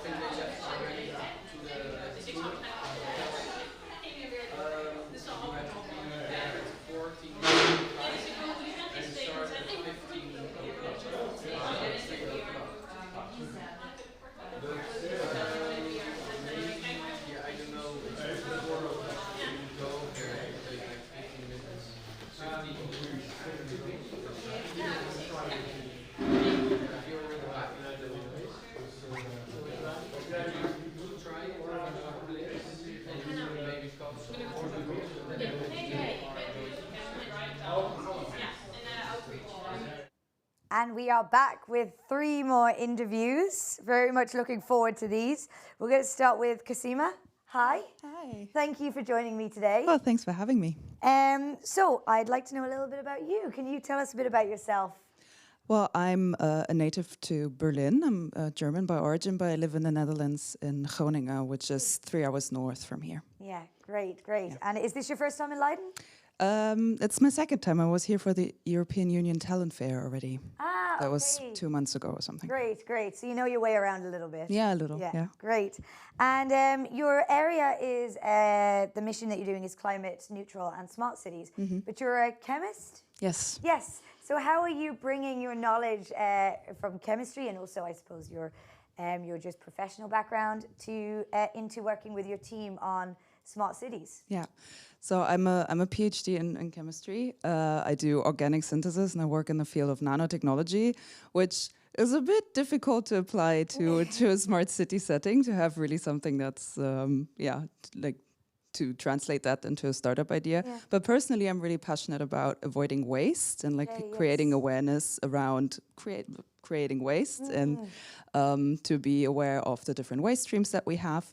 And that is something that I found that my teammates are also really passionate about. So we're doing a project based on that. Ah, great. Okay. And actually, following from that, then I see that I know that you actually do a bit of activism with food waste. Exactly. Can you go into that a little bit more? Yeah, as a student, I joined an association called Food Sharing, which is a non-profit organization where some volunteers, including me, build collaborations with restaurants and gas stations and supermarkets to get the food that they couldn't sell anymore, and then we got it from them and then redistributed it in our communities. Oh, brilliant! Wow, it's a really lovely thing to be involved in. Yeah, thank you. And finally, how are you enjoying the Talenton so far? It's It's a lot. Yeah. Like, I'm enjoying it a lot, but it's also a lot more difficult than I thought, actually. Yeah. I've never been involved in like having to create a startup idea before. And so it's a steep learning curve for sure. Yeah, but I learned a lot. So yeah, enjoying it very much. Great, great. And hopefully something that then the skills you learn here you can bring in the future. I would think so, yeah. Great. Well, that's all the questions I have for you. Cool. Thank you so much for Thank talking to you. me, and best of luck with the Thank rest you of the so day. much. Thanks. And next I have Aaliyah. Hello. Hello, hi. Thank you for joining me. Thank you for having me. So can you tell us a bit about yourself? Well, I'm Alia. Currently I'm actually studying in Ireland, but I'm originally from Malaysia. So yeah, that's where I am right now. Yeah. And what are you studying in Ireland? Well, I'm doing my postgraduate in polymer engineering. So I'm working on how to degrade polyethylene, specifically low-density polyethylene. So there's a lot of plastics around the world right now there are waste everywhere. So I'm trying to degrade that. Yeah, so, yeah, that would be helpful. Yeah, that would great. be That would the be main helpful. idea. Yeah. And are you bringing this kind of idea into your project? Because your mission is the adaptation to climate change. Yeah, that's why I entered it initially, because I'm really passionate in climate change in general. But well, with my team and I, initially we talked about degrading the plastic things, but in the end we came up with another idea on like a bigger scale, like on locally. I don't know how to explain it, but community. Yes, Focus more on specific communities rather than like a bigger scale, like degrading plastics. Yeah. So, it's not really directly involved with my project, but it's somewhere along the line. Yeah, you can always take things from what you know and apply it. Yeah, yeah, and then you'll hear it maybe when we were doing the pitching. Yeah, I'm we'll super see. excited for the pitching. Actually, Yeah. that's like I can't wait. Yeah, I'm nervous about it, but it'll be fine. It'll be fine. Yeah. This is practice. Yeah. And also I know that you did a few things related to climate change in Malaysia as well. You did some kind of activism work there. Or? Yeah, I was involved in like a non-profit organization with several young students. So we focused on a lot of different things, but one of it was we tried to because there's one forest that is gonna deforestate. I don't know how to explain, but by like this one government. But in the end, we tried to do more campaigns, try to ask people to send letters to the government bodies, the politicians, and make little postcards, to kind of give awareness about this situation. And then we actually managed to stop that deforestation. So it'll be a really good job. campaign. Yeah. So it's all a lot of work, but I think it's good. It's a good experience. Congratulations on that. That's a big feat. So well done. Yeah, it was, but it was okay. Yeah, it was a good experience in general. And then just before we finish, is there any? I wanted to ask you what kind of things you like to do for fun outside of maybe science or also your activism. Well, I like to do photography. Oh, nice. Okay, you take photos. Yeah, Great. yeah. I like to observe. So I think film is like good way to observe and like capture in the moment. And so actually, I think. Yeah, take in your surroundings. Yeah. Maybe you'll get a chance to go around Leiden. Yeah. Actually, that's the plan. Lovely. Great. It'll be good. Yeah, for the experience. Yeah. Great. Well, thank you so much for having a chat with me. Thank you too. And good luck. Thank you. Thanks. Yeah. And then my last guest is Frederick. Yes, thank you very much. Hello. Hello. Thank you for joining me, taking Thank a bit you of for having time me. out of your busy Thank schedule. you. So could you please tell us a little bit about you? Yeah, sure. I'm Frederick. I work at the university actually. So I'm a researcher employed at Leiden University. I defended my PhD last year, so I'm already a little bit more advanced maybe than other participants, but it's a very nice and enriching experience here. Yeah, most definitely. And what is your area of study? I'm a lawyer, so I do European law.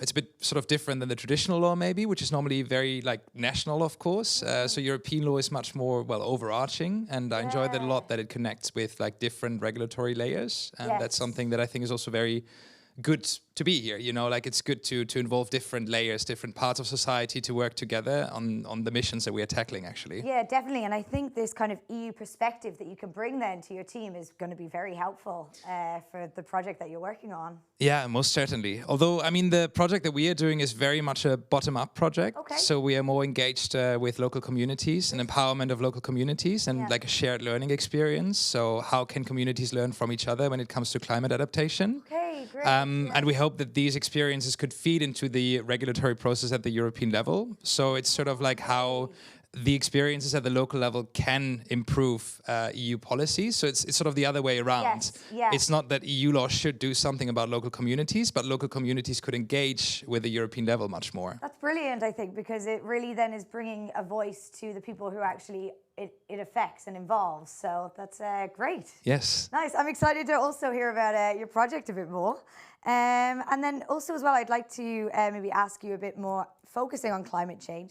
What do you think is one of the biggest challenges facing climate change at the moment? I think one of the biggest challenge, and maybe because I'm a lawyer, so I think not so much about the hard nitty-gritty scientific details so much, but more about awareness. I think there's a lot of awareness out there, but no action. So a lot of people are aware of climate change. We just experienced it. We had the hottest summer ever recorded in Europe. But there's very limited action on our side as humans of society, you know, like people still fly without really considering it at large scales, and we don't really adapt our habits so much to this crisis that we are facing. And I think that is the biggest challenge, that we have all the knowledge, it's all out there, but we are not really transforming it into action. Yes, yeah. And do you have any ideas of how to change this? Yeah, with our initiative, that's why. Exactly. Because, I mean, one of the things that we felt with our group was that climate change has a very negative connotation. It's very heavy. We are really overflooded with information every single day.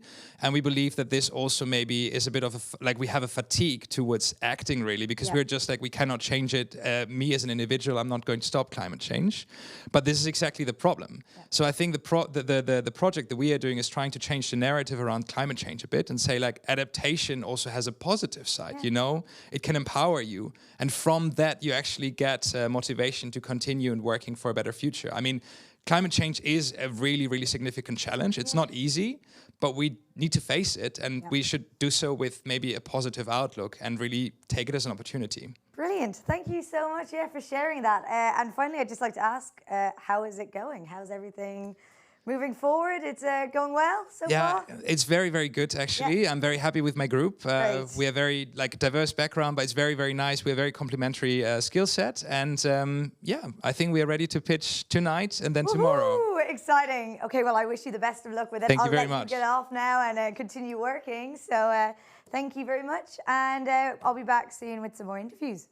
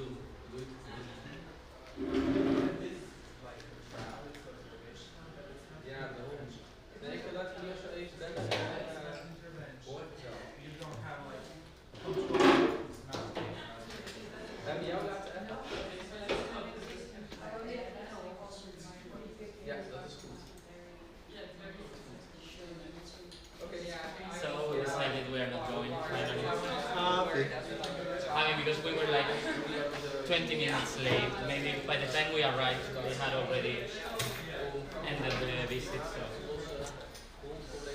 Yeah, so from my point of view, you're not missing much. You think? From my point of view. Yeah, I think you say that. Okay. Isn't that impressive? I don't know, I haven't seen... Where is Anna, Andrea and Hannah? They're like, over there, like in the little tables, they're like...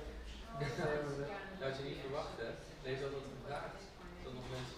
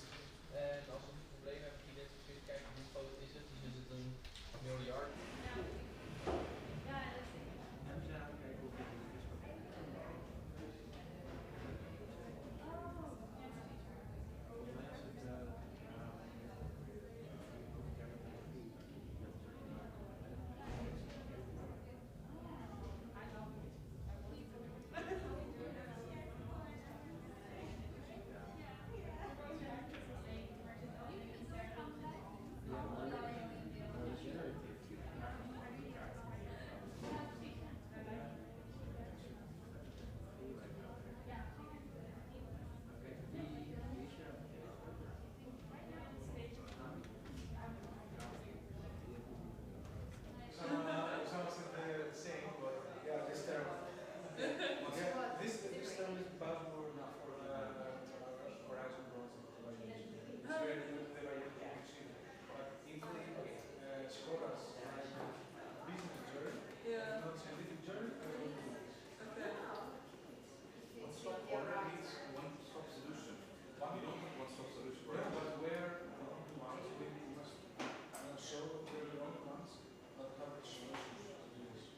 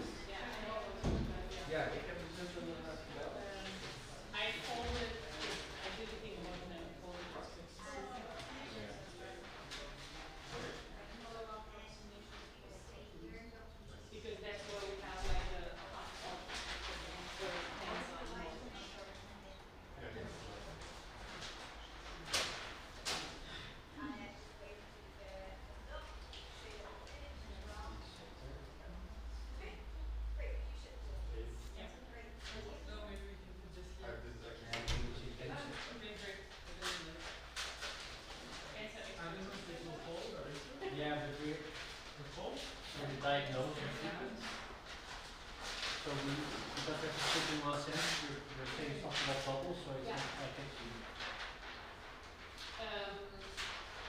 Advice to, well, so and the last result is for Canada, that's what every hospital is doing. But usually within small, that we are, hi, okay, so And welcome back, everybody. I hope the day is going smoothly. I've got 3 more interviewees here, so we'll just kick off with Juliette. Hi, Juliette. Hi. Thank you for joining me here. Thank you. If you could please introduce yourself for us. So my name is Juliette. I'm French and Argentinian. I was born 23 years ago in Buenos Aires, and I've lived most of my life in Paris. I just finished a master's in political science from the Sciences Po in Paris. I've been working on issues of politics, government, and the relation to economics and social systems. And and I've also worked on like how the environment plays into all of this. Okay.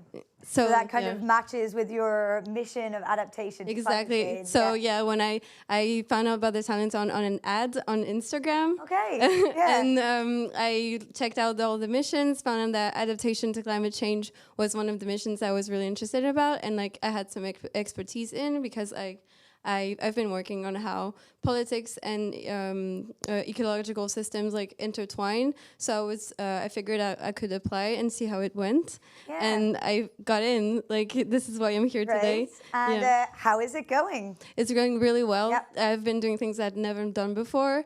I was introduced to the world of entrepreneurship, which is it's not as bad as I thought it would ever be. I've been like working with a really great team. We really got it going. We're like we're coming up with like lots of ideas.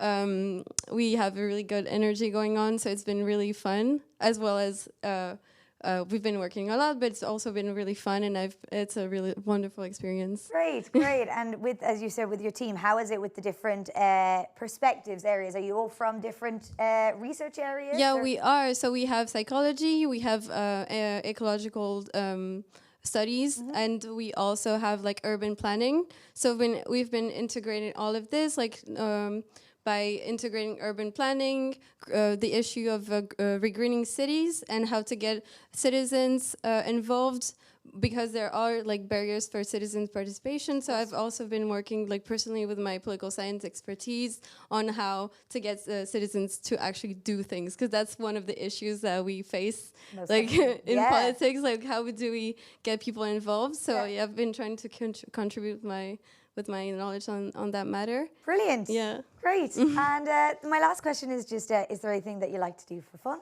outside of your work?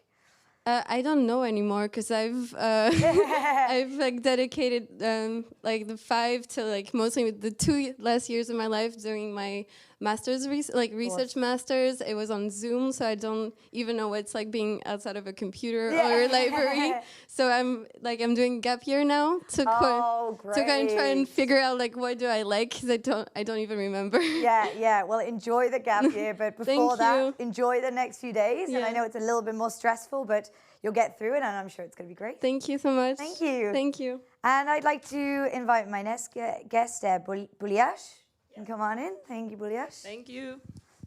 Thank you for having me here. Yeah, no, of course. So please introduce yourself. Tell us. Yeah, my name is Buliash. I'm a master of ecotechnologies and engineering, but I'm bachelor of industrial design. So I have some different experience, not like science experience, but I'm doing applied research, and I'm an entrepreneur, lecturer. So I have a lot of experience on pitching on something. And I'm doing applied research about communication strategy inside of area about like sustainable development, how to make this strategy like more interesting for businesses, because I'm working in my lab with businesses. We're doing like education projects, research, and the most time we are producing objects and doing design stuff for these companies. So I'm feeling good, because it's B2B strategy, and it's impactful more than B2C. Yeah, great, great. And this is you talk about your lab. This is your zero waste lab. Yeah, yeah. And you started this. Yeah, So yeah. how did you come about doing that? It was very funny because I started it because when I was bachelor, it was part of my diploma. So and I continued it in my master's degree, and so I was like, oh wow, it seems like my future job. Okay. Yeah. Yeah, and I started it like uncommercial, non-commercial thing, but then I move on and try to recognize what kind of market I have, what kind of services I should present for my customers, and it was like this, and yeah, I try to recognize what kind of things I should do. So yeah, it was very funny but very joyful. Great, great. And then also I'd like to ask about being here and working with scientists, with lawyers, with policymakers.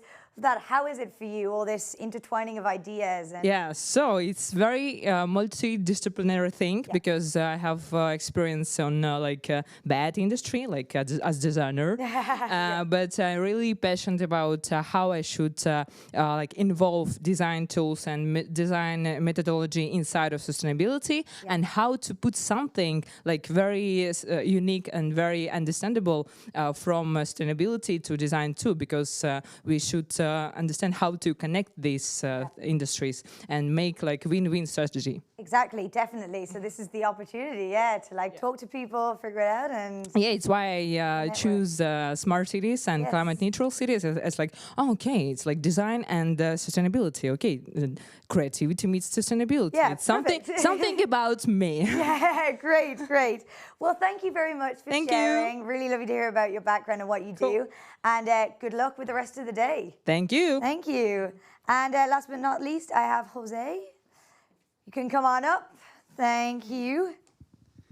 Hi, how are you? Hi, I'm good, thanks. How are you doing? Great. Good, good. So, can you please tell us a little bit about you? Yes, well, I am Venezuelan and Spanish. I was born and raised in Venezuela and recently moved to Spain, and I've been living in Santiago de Compostela in the north of Spain, and I recently finished my master's degree in finance, although my background is in literature and philosophy. And I'm really interested in entrepreneurship, and in particular in the way of, in particular in fintech entrepreneurship, and even though I'm working on soil projects, I am really interested in the way we can use the principles from fintech into soil development and agriculture. Yeah, great, great. So this sort of, I suppose, you should think tank, this sort of kind of layout here at Talenton really works then for that, to explore that a bit more. Yeah, of course, because you can have like ideas, because generating an idea is not really a difficult thing to do, but actually executing ideas and having like the time to combine different disciplines, it's actually really hard. And I think that a hackathon like this one helps you like to better grasp the different aspects of numerous disciplines. Yeah, definitely, definitely. And I'd like to look a little bit more just in one of the projects that you were involved in Venezuela, the fluid forests. Yeah, so I had like a small startup focused on creating developing reforestation projects to issue carbon credits, and we developed like the first steps for a reforestation project in a small area. It was developed for a small university with a small university campus, and I'm really looking forward to finding a way to do the same process, but here in Europe. Yeah, yeah. And do you think maybe you'll meet some people here or ideas that might help with that? Yes, of course, because my background is not really associated with agronomy or soil, but I am working in a team with 2 microbiologists and an agronomist, so I'm really interested in learning how they approach these types of research that is related to soil, which I think is probably one of the key aspects of the development of our future, especially if we consider ecology. Yes, yes, most definitely, most definitely. And finally, just how is it going? How is the process? How are you ready for later, the pitch? Yes, we are ready for the pitch. We are working on an application. Okay. I don't want to share all the details. Of course, I understand. But yeah, so we are on our way, and we have like many ideas flowing, and we have like a really clear understanding of the product we want to pitch tonight, and the product we want to develop. And I think there's like a lot of promise in the type of project we are doing, and I really hope. Not only that we have a great pitch tonight, but that the project we developed have some degree of stability to develop it in the future. That would be brilliant. Really, really cool to make something from this collaboration. And finally, just before we go, I know that you graduated today. Yes. So a big congratulations. Yeah. That's really, really a good feat. So well done, and hopefully you have more success today and tomorrow. So thank you so much for taking your time out to talk. Thank you. Thank you. And that's all from me from now. We'll be back soon.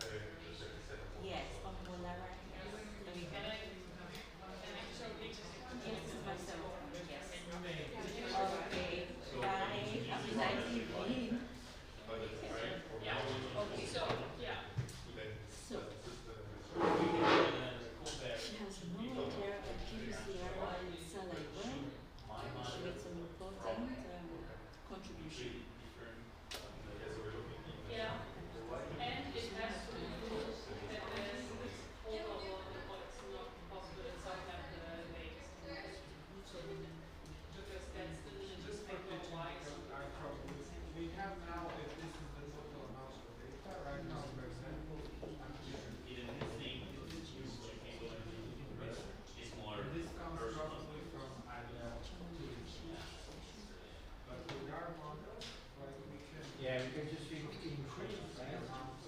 And then we can other institutions with our different names.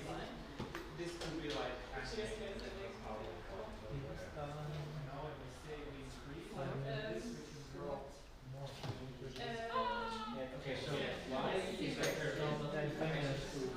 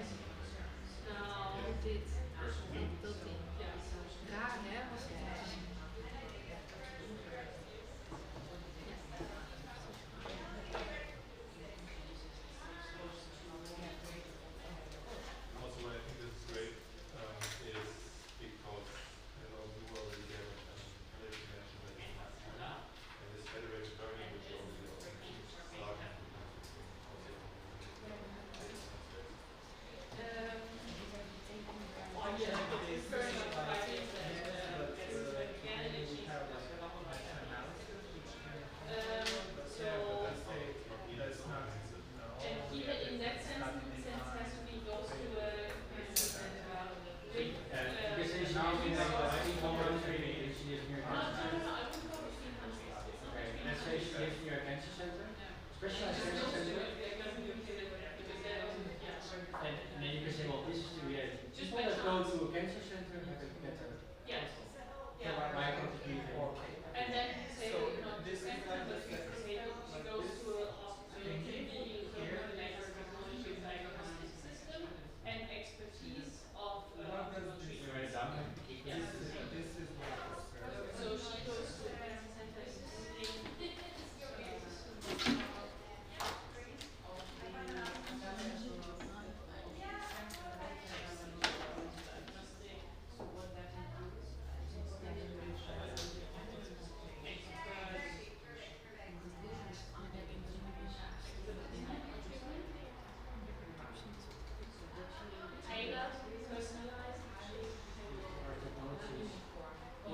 In-house experts.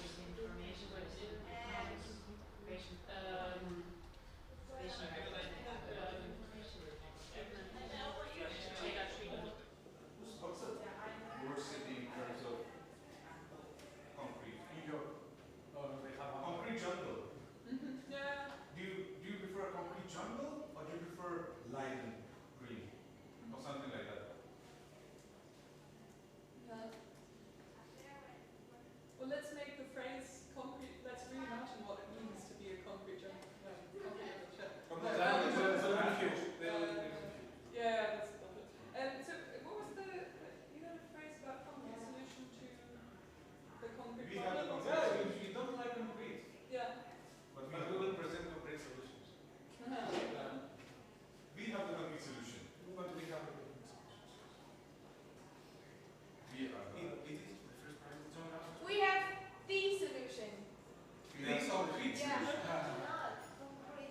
No, we have concrete solution. Oh, because of concrete. I see the right. Okay. Because do you like concrete? I don't like concrete. You like concrete? I don't like concrete. But we have concrete solution. Someone would like. I'm not waiting for him to reply. I'm not waiting for him to reply. I will just say, no, you don't. I know, but I'm sleeping. You don't know. Maybe I am a Soviet architect. I have a friend whose natural job is concrete and she doesn't like it. So. My brother's civil engineer doesn't like concrete either. I briefly studied architecture. Briefly? Okay, so let's go back from scratch. Martin, start from scratch. How do you feel about concrete? Okay. Or how concrete makes you feel, or how do you feel about concrete? No, they don't like it. Yeah. I know that all of you don't like concrete. But I have a concrete solution for you, for all of you. But this is final. Yeah, I think that was at the end, yeah. How do you feel about concrete? You hate it, right? It's dead, it's it's grey. It's grey, it's dead, it's depressing. Exactly. How do you- Yeah, it's grey, it's dead, it's depressing. Kick them in the Grey, dead, depressing. Yeah. Grey, dead, depressing. How do you feel about plants? They make you happy, right?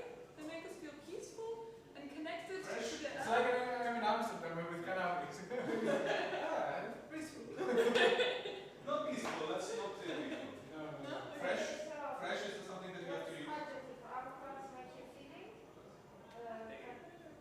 I feel peaceful. Happy, fresh. For me, that's. Happy is good. Yeah. Fresh is good. Healthy. Happy, fresh, and healthy. Happy fresh and I don't think trash. That feels like food. But it can also be food. That's it. Happy, fresh. Okay, but that's anyway. Let's go on the rest of the thing. Why? Oh no! Oh no! Where is this camera? Where was it here? But it's not live. It's not live. No, it's not nothing. No, because what? Yeah, it's not. But it's not live. No, it's not live. Ah, it's not live.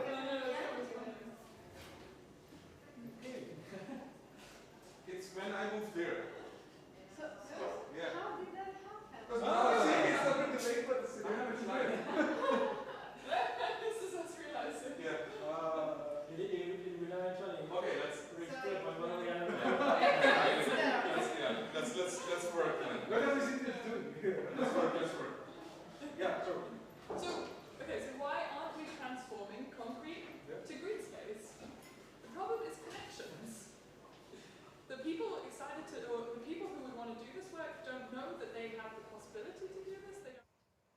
Hi, everybody. Hope you're doing well. I'm here with 3 more interviewees. And first, we're going to start with Omalara. Hello. Hi. Thank you for joining me today and taking a bit of time out of your busy schedule to come and talk.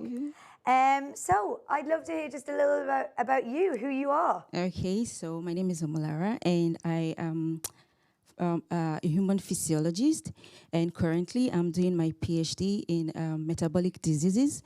I'm interested in finding like a non-invasive, novel solution to treating a particular type of diabetes. Okay. Yes. Okay. And so then are you using that kind of knowledge in this area to help with your mission, which is cancer? Yes, Yeah. exactly. Great, great. And I wanted to ask you a little bit about within cancer. What do you think is the biggest challenges facing this mission? I think the biggest challenges is on prevention, because 40% of cancer can actually be prevented, but because of lack of information or misleading information, or people are scared, or so people don't even know where they should go for certain screening. They get to have very late diagnoses, and when they're already like at stage 4, stage 3, and then it's too late. So I think that is a very big challenge in cancer. Yeah, so really a lot of it is to do with how we actually communicate. Yes. How to prevent it, how to figure out if you, more so maybe not prevent it, but how to diagnose it, how to know that you have it, where to go. Yes, where to go, awareness, education, and information, yes. Of course, great. And then focusing more on EU Talenton, why did you decide to take part? Well, like I think like most of the people here, I have a family that died from cancer, and I felt, thank you, and I felt, okay, so even though I'm in the metabolic field, I could make a difference, I could make an impact, help one person, this chain reaction, 1 person, 2 people, and then you help 1 billion people. Yeah. Yes, so that's why I joined. That's a really lovely, that you really want to give back and really help just one person. Yes. That's thank you for sharing that. Thank you. And finally, how is it going? Are you enjoying it? Yeah, like yesterday was really horrible at the start. Yeah, it's you come up with this idea, and then you find out that like some people already started it already, and it's just so several ideas. So we were like at a very low point in the later evening, and then we were like, let's take a walk, let's take a break, and then just. Brilliant, yeah. So now I'm feeling good. Good, I'm glad to hear. Well, I wish you the best. Thank you. And good luck with the rest of it. Thank you. Thanks. Thank you. And next we have Marco, if you'd like to come up. Good evening. Marco. Hi. Thank you for joining me. So if you could give me a little bit of background information on who you are. Okay. What you do. My name is Marco Resitano. I'm from Rome, Italy. I'm actually a PhD student in chemical processes for industry and environment, and I'm carrying out the laboratory activity at the Water Research Institute of Rome in Italy. Okay, great. And you're working then, your mission is actually on restoring our oceans and waters. So it works a little bit with your background. Yeah, I mainly focus on groundwater pollution, about hydrocarbons or chlorinated hydrocarbons like a solvent, and that's it. I'm coming here for share my knowledge with other colleagues. Yeah, and I wanted to know then, so how is it working in your group with the dynamics? Do you all have a background in kind of water, or are you all from different areas? No. We are from same here. Okay. They created a group for us in the same year. Yeah. And we are all close into engineer, chemical engineer, and yeah. Yeah, great. And how did it start? Oh, sorry. No. We are all focused on pollution, but it's curious because every of us is focused on a different kind of compounds. Okay. I'm focused on hydrocarbons, and the other on nitrate or heavy metal pollution. Yes. Okay. So then now are you trying to then work together to figure out exactly what solution, and at the start it's not easy. Yeah, of course. I think it's difficult. You're meeting all these new people for the first time, and you have to work together straight away. Yeah. So of course you're figuring out the synergies, but I assume you kind of figured it out now, and you're working smoothly. Yeah, as much as you can. As much as we can, yes, sure. In the pressure cooker situation, of course. Yeah. And just aside from this, what do you like to do for fun? For fun? Oh. Yeah. I'm coming here with my rollerblades because I love to roller skate around world, around city.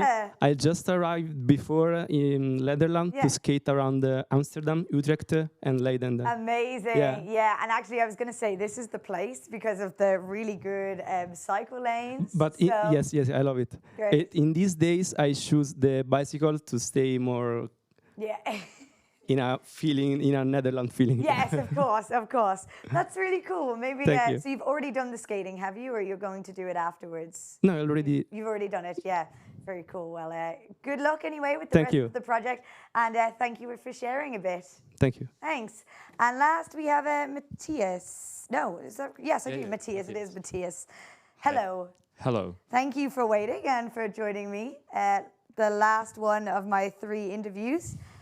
So please tell us a bit about yourself. Yeah, so I'm Matthias, and originally from Italy, but now it's been already a few years that I'm in Munich, in Germany, where I pursue a PhD in theoretical physics. Specifically what I work on, without going into the details, of course, is kind of I study the very beginning of the universe, so the very first moments of reality and kind of what happened then and why the universe is like it is now. Yes, yeah. So, yes, and now I'm working on something different. Yeah, here, exactly. So, of course, this, cosmology, going back early universe, it's quite maybe a bit abstract in a way, just because it's not very tangible right now. Absolutely. But now you're working on something that is very much a problem that's happening. And how are you using the skills that you have in theoretical physics to work with your group on these projects? I mean, in some sense, being here was for me a way to answer the question, are there any skills that I can apply to real world problems, right? And in some sense, yes, I do believe that while studying theoretical physics or mathematics for all these years, one core skill that I don't know, I want to be arrogant enough to say that we acquire is to understand, when seeing a problem of any nature, understand what are actually the focal points. Because, I mean, we have to look at very complicated problems the whole time, and if we weren't able to isolate what was actually important, we wouldn't do any progress. Yes. And somehow I've noticed this transfers actually pretty well to real world problems, in the sense that it's quite easy for me to understand, okay, this is actually what matters in the whole thing. And I think this is actually something that physicists and mathematicians have, and they develop in a very good way, but very rarely apply it to anything that is not what they do, right? Yeah, so then it must be very nice to come here and kind of explore that and to share these. Yeah, absolutely. Ideas. Yeah, great.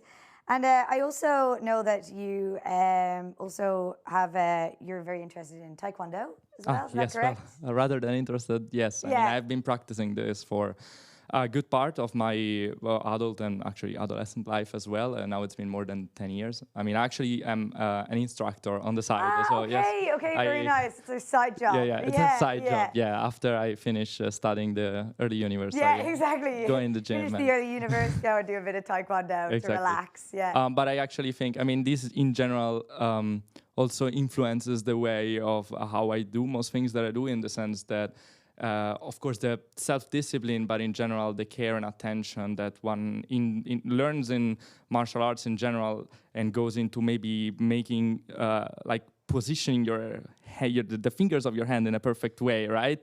That kind of care and attention for that teeny tiny detail becomes something that you can transfer in other things. And the more you learn about something, the more you realize that there's something more you could do in it. And that's really something that martial arts taught me, and I think I managed to maybe unconsciously apply it to many things. But I think it's really cool that you're acknowledging how your hobbies outside of science and physics is also then playing a role in your professional life as well. Yeah. Great. Well, that's all the questions I have for you. Thank you. Thank you so much. Thank you to all of my interviewees so far, the 3 here as well.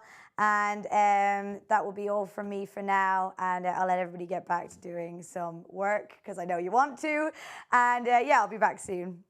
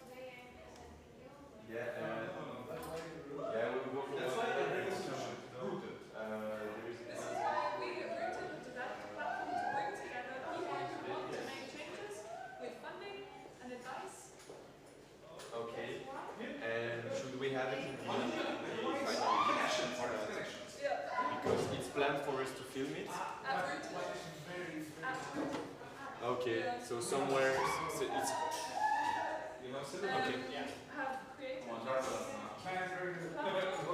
Okay, okay, nice. Okay, okay. Then I will let it now to the editor, so they keep a space in the final edit for these shots. Okay. Okay.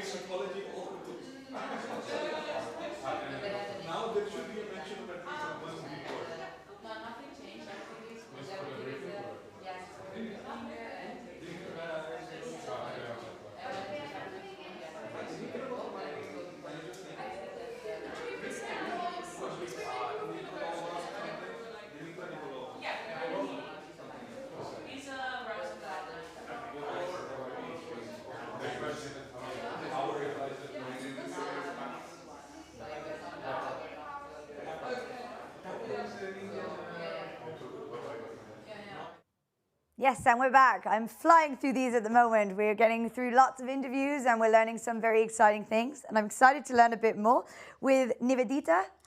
Thank you for joining me today. Thank you so much. Great, great. And how are you doing? How's everything going so far? Yeah, it's so tightly pumped up. Yeah. Everything. Yeah, waiting for the day tomorrow to release everything. Yeah, exactly. Yeah, just calm down a little bit. Yeah. And can you tell me a little bit about yourself? Yeah, so I'm Nivedita, and originally I'm from India, and I am doing my doctorals in Finland. So I'm kind of a remote sensing GIS expert. And yes, and so I have applied here to EU Talent, and I'm here. Yeah, great, great. And what made you decide to apply? Well, to be ambitious, this is a first ever EU Talenton. I was like, I just came across and I was like, oh, let's make a history. Yeah, yeah, exactly. Yeah, but I also like the missions which they are focusing on, and I was like, okay, this is something has to do with remote sensing, and I can apply it somewhere and find some solution. Yeah. So that's why let's give a chance. And your mission then is soil, right? Yeah. Yes, yeah, great. And so remote sensing, you're looking at using satellites, Earth observations. Exactly, satellite. Using satellite data, and so yeah, I'm more of using satellite data, but there are also other applications using drones, airborne sensors. Yeah. So, yeah. Great. And how is your team kind of splitting up the roles then? What kind of role are you taking within your team, or are you all doing the same role at the same time? By now you must have heard from everyone that it's an interdisciplinary of course, team. Yes, yeah. Luckily, when we had team was made, so we had a very like-minded thoughts.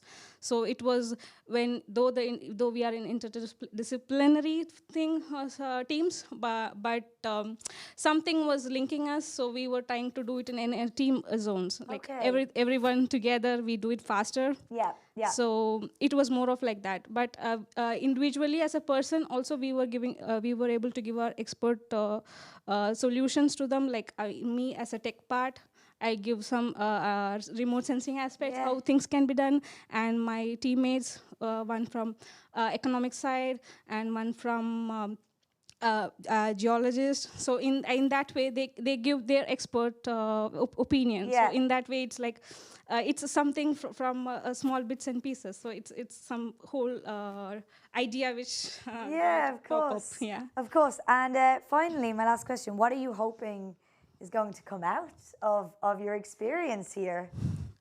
This is like this journey of entrepreneurship.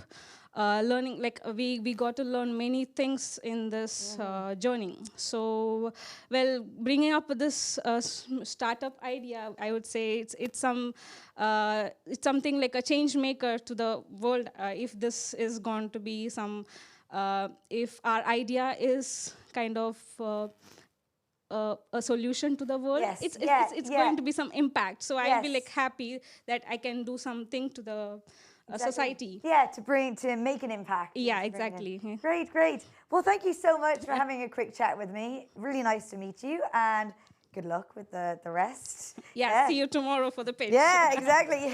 Thank you so much. Thank you. And I'll invite our next guest up, Sergio. Hello. Hi, Sergio. Good afternoon. Thank you for joining me as well. So if you wouldn't mind maybe telling us a little bit about yourself. Well, I'm coming from Portugal. My background is in law, which can sound strange for a guy who is working within Mission 3, Smart Cities and Carbon Neutrality. But I'm implementing my research as a PhD and early researcher also within the context of Mission Arena number 3 also. Okay, yes. So I'm working with municipalities on this level, and I also transition to the social data science spectrum. Yeah, great. Applying that. And so you're saying, you're working with policymakers. So what is the importance of introducing both policymakers and researchers and bringing all these people together when trying to make changes for climate or for smart cities? I would say that it is a great opportunity to create a melting pot, just to brainstorm ideas together, and firstly, mostly break policy silos. Yeah. Invite policymakers to get out of their offices and just feel what is outside happening, and have contributions from other stakeholders like corporations, citizens, because everyone lives in the city and everyone has a say that can contribute to a better environment within the urban context. Yeah, great. And actually focusing on that, the more community, I know that you're a climate action youth leader, I think, in the community, Exactly, right? yeah, Could you leader talk community. a little bit more about that? And It's very interesting because, again, it's interdisciplinary community with young-minded people, with within the climate action campaign. So we pull together our interests, our expertise, and we work together within this objective, either at national level, either at local and international also. Mm-hmm. Yeah. Great. And how did you get into that? Well, it was an invitation from friend. Oh, yeah, nice. So that's why the power of knowledge and the power of going out of your office, going out of your comfort zone. You know people, and you suddenly you know people, and you engage more together. Yeah, definitely. Yeah. Great. And then finally, my last question is, what has been the best part of your experience here so far? So far, I would say getting out of my comfort zone. Yeah, because there is a big transition from, the mindset of a law policymaker, a law analyst, and to entrepreneurial mindset. And learn a lot and make very good friends. Great. Yeah, building a network and for the future, and as well. Of course, have a positive impact through our idea and our proposal. Yeah. Well, best of luck with the rest of the day, you, and I'm sure it's going to be great, your project, and I'm excited to hear about it. Yeah, see you soon. Yeah, great. Bye. Thank you. Thank you. And my last guest is Fabian. Yeah, hi. Hello, thank you for waiting in the corners. Thank you for joining. Thank you. Yeah, please tell me a little bit about yourself. So yeah, I'm Fabian from Germany, PhD student in Braunschweig. It's in the center of Germany, and my background is civil engineering, and my PhD is about hydraulic engineering and combining this with numerical simulations. So yeah. Okay. And is that why? So you're in the mission adaptation to climate change, right? Exactly, even though my team right now is working on the heat wave issue, which is also connected to airflow, so also fluid dynamics, all this stuff. Due to the fact that my background is hydraulic engineering, I'm more into flooding and all this stuff. Okay. And also, like, my parents' home got also affected by a flood 10 years ago, so I know a little bit how it feels like to get affected of those kind of climate change events. So. But also heat waves. I mean, it's super interesting, and also to work with the group and to find those kind of, find a solution which we hopefully can implement and pitch then tomorrow. Yeah, most definitely. So very much a personal side to why you want to work towards this kind of stuff, working towards making solutions. Exactly. I mean, it's super important. I mean, even this summer, you can see in Central Europe, even though we are highly developed countries here, you can see all the heat waves, so all the fires which happened last year in Germany and Belgium, all the flooding. So it's insane what's happening, and you can see even those highly developed countries are not prepared for those events. So it's so important to do something. Yeah, and really hopefully here, this is where we're going to have the big ideas that can really make a difference. Exactly, yeah. And you were talking a little bit earlier, I heard about the process. It's been tricky, but also rewarding, enjoyable. It is. Yeah. I mean, it's tough. I mean, yesterday, my colleagues can, I think, agree, was a long day, long evening, and then waking up early in the morning, and then directly come here, having some lectures, and also like implement those kind of lectures into our own idea. And it's like, it's tough, but it's fun. I mean, it's nice to work with people from other fields and all those kind, how we call it, bright young minds. It's super nice to meet those smart and super nice people, and but it's also tough, I have to agree. Of course. It's a pressure cooker situation, you know. Exactly, but it's a learning experience, something to learn from. And I'm sure you'll look back and think, I did that. That's pretty cool that I did that, you know. Exactly. I got through, you know. Yeah. Hopefully. I mean, just 2 days left. But I'm sure you'll be fine. And finally, just on a more personal level, what do you like to do for fun? Do you have any nice hobbies that you like to do outside of your work? And I do a lot of sports, go running, swimming, or doing like body weight workouts just to free the mind. Yeah, and, exactly. Prepare for the next round of idea gathering and all the stuff. Yeah, great. Well, thank you very much for sharing. Thank you. And again, I wish your group the best of luck. Thank you. And persevere for just that little bit longer. I'm sure you can do it. Yeah, thank you. Thanks. And that's all from me for now, but I'll be back soon with some more interviews.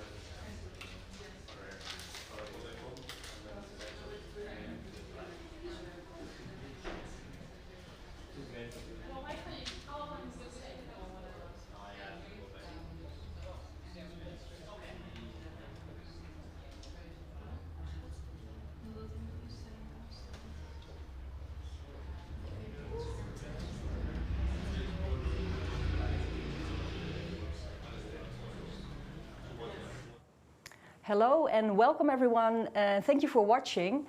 We'll have 4 interviews for you right now. And first off, we'll start with Edgar's. So welcome Edgar's. Can you introduce yourself?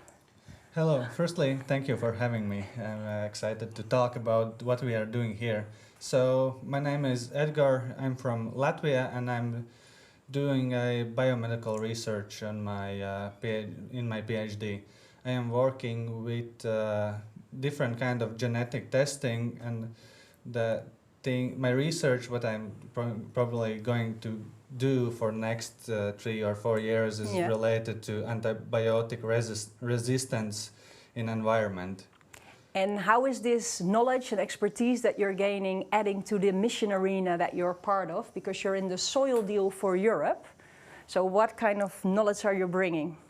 Yeah, so the key technologies that we are using at my research are applicable not only for genetic research in humans and animals, but in environmental samples as water and of course soil. Yes. Very important in the mission arena on soil. Yeah. So yeah, we are taking samples and doing, like, we can find out what kind of organisms are therein. And actually these small organisms that are bacteria, viruses, fungi, algae, is those who are like, they are the engine of the world, and they are doing the hard lifting work of chemical processes that are happening around us and in us. Well, thank you for that. I've also noticed you're wearing a very cool little, what is it, badge thingy? What is it? A pin, that's the word. So what is this about? So last week I was in a genomics conference in Latvia. I was unfortunately not performing or like giving a speech, but my colleagues were about wastewater monitoring in times of COVID-19. They were looking for how much COVID molecules are there in wastewater, and by that you could tell how much the disease is spreading and in which cities. So that's very interesting. Yeah. And also there I came up with the idea from the conversations there. I came up with the idea for my mission here.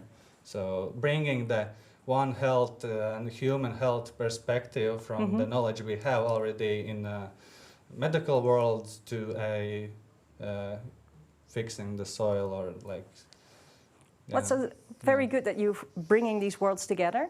So thank you very much, Edgar, and good luck for the coming, what is it, day, still 24 hours that you have left? I think less. Less even. Yeah. And I would like to invite Kira to join me.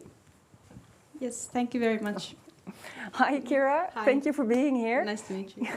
Can you introduce yourself? Yeah, so I'm Kira Sarasjärvi and I'm originally from Finland, but I'm actually living in Australia now. I'm a mental health researcher on the field of population health.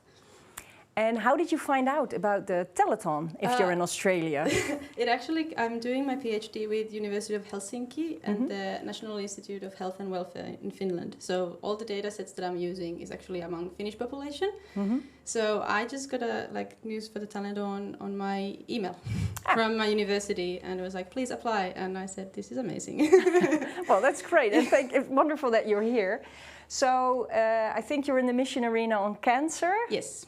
Are you bringing the mental well-being into the mission arena of cancer, or is it a different focus that you're bringing? Yes, it's a mental health and mental well-being aspect. One of the objectives were quality of life of cancer patients and their families, and the topic is very personal to myself as well. So it's nice to combine something interesting on the academia, but also from the personal life. That is the best motivation, I think, to work on missions. And so I have one other question, because I hear you're doing volunteer work as well, which might be why you're in Australia. It's parts of it. I'm in Australia because of lava, but I'm a lava sea turtles or turtles in general. So I'm volunteering to save the long-necked turtles in our nearest lake in Australia. So it has been great fun. That's very nice to hear, and it sounds very, very exciting. So, yeah, it's good for mental health as well, being outside and help the nature. Yeah. Well, thank you very much. Thank you very much. Good luck with the coming, what is it, 18 hours we're going to make it now. Yeah, thank and you. I'd like to invite Ezekiel. Hi, nice to meet you. Hi, nice to meet you. Can you introduce yourself, Ezekiel? My name is Ezekiel Stevens. I'm Irish originally, but I've been studying in the Netherlands for the last few years. And now I'm doing my master's in climate physics in Utrecht. In Utrecht. So close by. And you are in the mission for adaptation to climate change? Exactly, yeah. So what's your passion on the climate crisis? Where are you?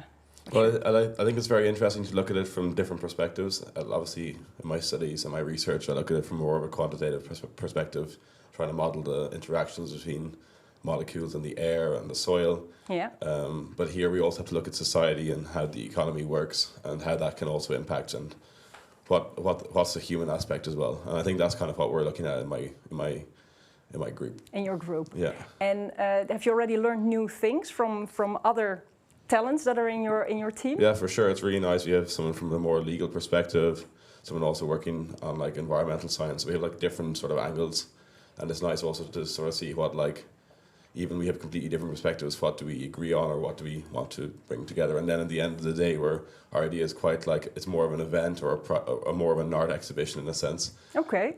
So it's completely outside of the science world, but I think it's also it just underlines the fact that climate adaptation is not something we can just solve with numbers or models or even economics. We need something a bit more that can get into people's minds. And that sounds very interesting perspective on the mission. So are you guys ready for the pitch? I hope so. Yeah. We'll see soon. But yeah, I think we will. I'm looking forward to the pitches tonight, and thank you very much for being here. And I'd like to ask Marina to come up. Hi. Hi. Welcome. Thank you. Can you introduce yourself, Marina? Sure. My name is Marina. I'm an architect from Brazil, and I'm doing PhD in Lisbon right now. Yeah, and exactly the same mission. It's my research project, the mission that I am in the smart cities, right? So I will continue searching about the continuous learning, the continuous fulfillment of the goals of the mission in Portugal, right? So you're looking for ideas that you come up with here and ideas that you already have from your work and you're bringing that together. Yeah, all connected. And your background is architecture? Yeah, and civil engineering masters. And what other team members are in your team here?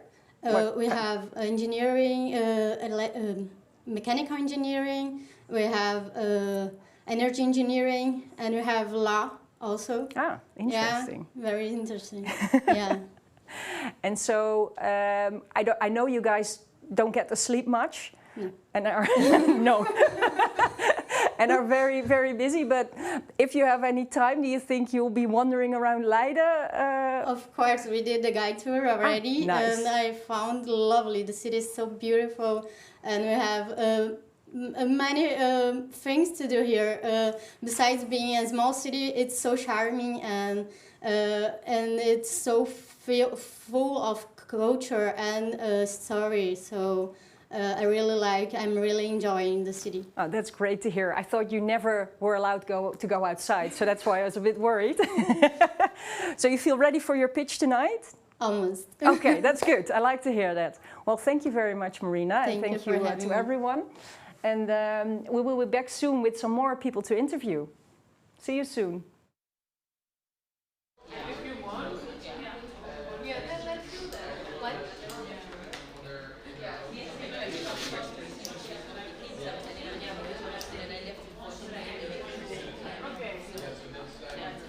Good job.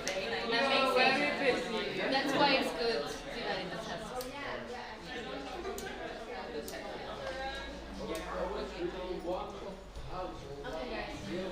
Also want to attend this one.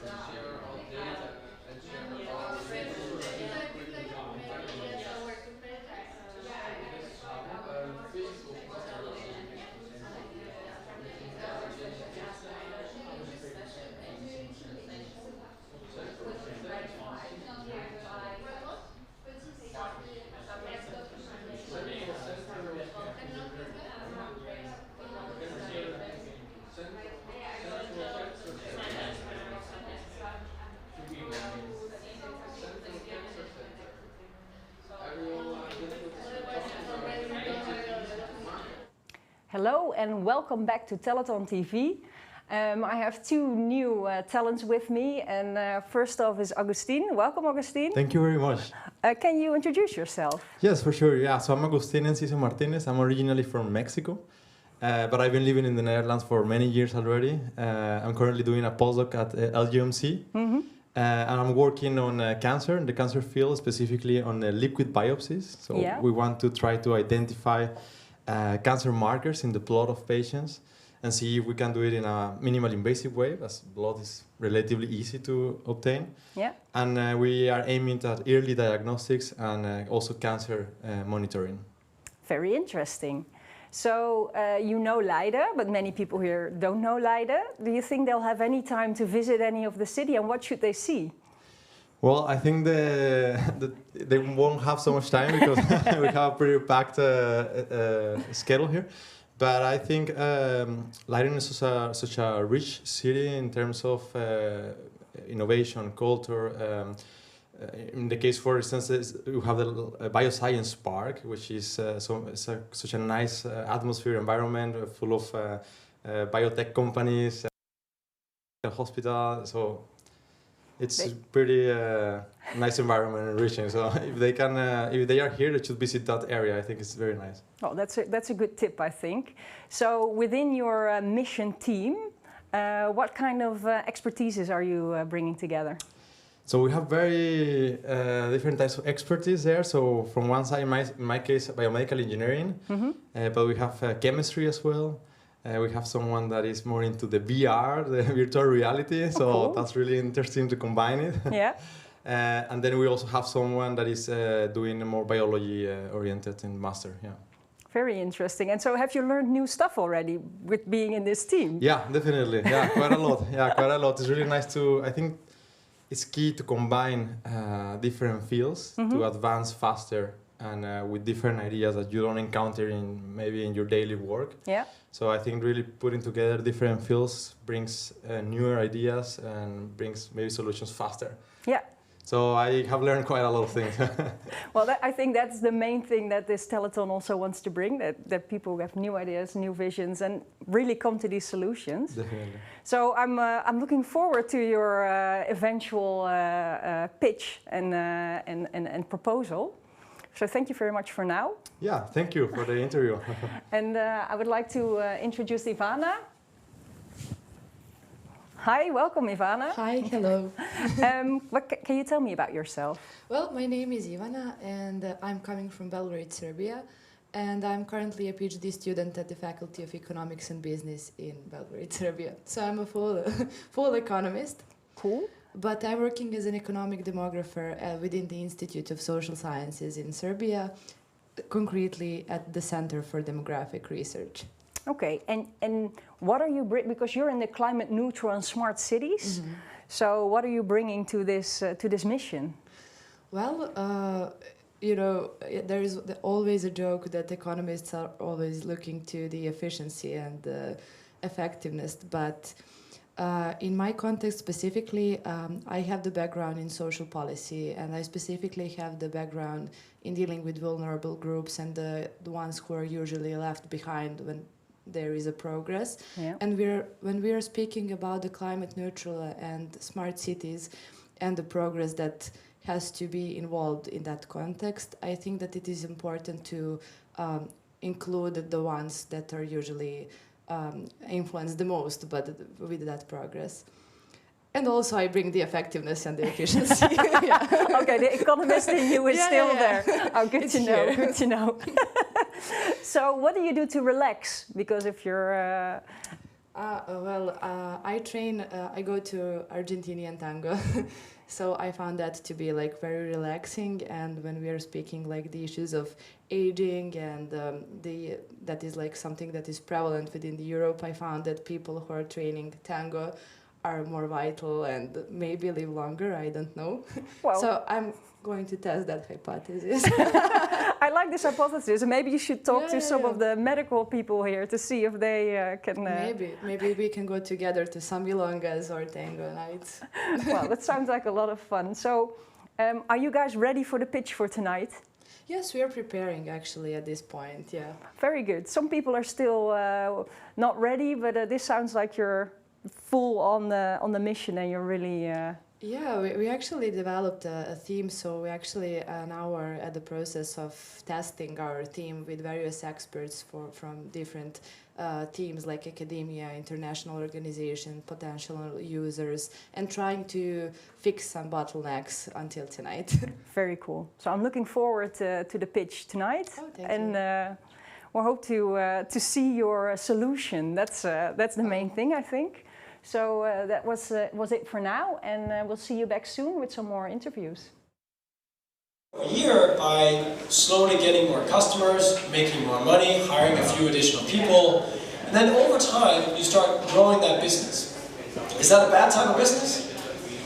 No, it can be a beautiful business and you can make millions of dollars or hundreds of thousands of euros, whatever you want, right? But you can have a really good lifestyle running a small and medium-sized business. This is a great way to be an entrepreneur.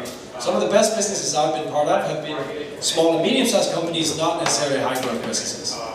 Okay? The benefit of this is that you're not giving up equity, you're not giving up control. We tend to glorify high-growth startups, but the dark side of playing this game is, first of all, that most startups fail. Right? It is extremely high risk, and it is extremely difficult. You will end up working 100 hours a week if you're doing this. There's no other way. And once you start taking on capital, you're giving up what? Equity.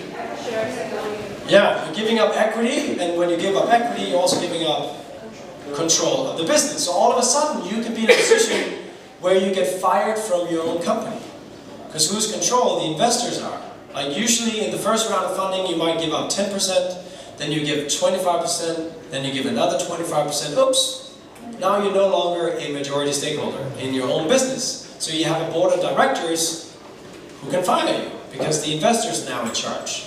And they're protecting their own investment. So if you're not doing well, they're going to put you on the street and put somebody better in charge. And once the investors are on board, what do they want?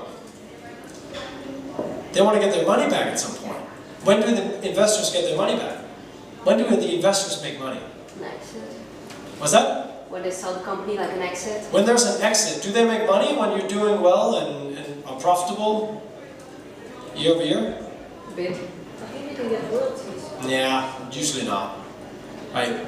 They make money when you sell the company or if you go public. So when there's what we call a liquidity event, right? The company becomes liquid, either on the public stock exchange, where they can then sell their shares in the company and they can get their money back, or if they are acquired by another big company, for example.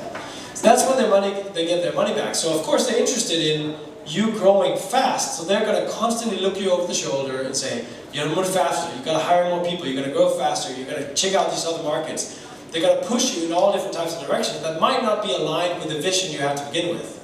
So I spent some time on this slide to just make sure that you question at some point in your own entrepreneurial endeavor, whether you want to launch these businesses or another business, what kind of company you want to build. Because there's nothing wrong with starting a small and medium-sized business where you are in control, you choose who to hire, you choose where to go, how fast to grow. That can be a great business. But if you want to change the world, and you want to have $1 billion in the bank, you don't have a choice. It is option B, and it's over here. It's very hard work, very high risk, and potentially very high reward. So it's just to make that distinction, because if you're a small and medium-sized business, you don't want to take on venture funding. You might need a loan at some point, or you might get a grant from the EU at some point, some type of non-dilutive capital, potentially. You can win some business competitions and just to get started. But once you get started, you can just grow the business more organically, and there's nothing wrong with that.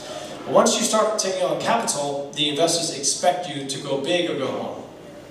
Okay. So, there are different types of capital out there. Startups can access what we call debt financing. What is debt financing? Loans. Loans, right? So you go down to the bank, you convince your local bank manager that, hey, I have an amazing idea. Lend me 250,000 euros and I'll get off and get started and I'll pay you back in 4 years. What sucks about debt financing?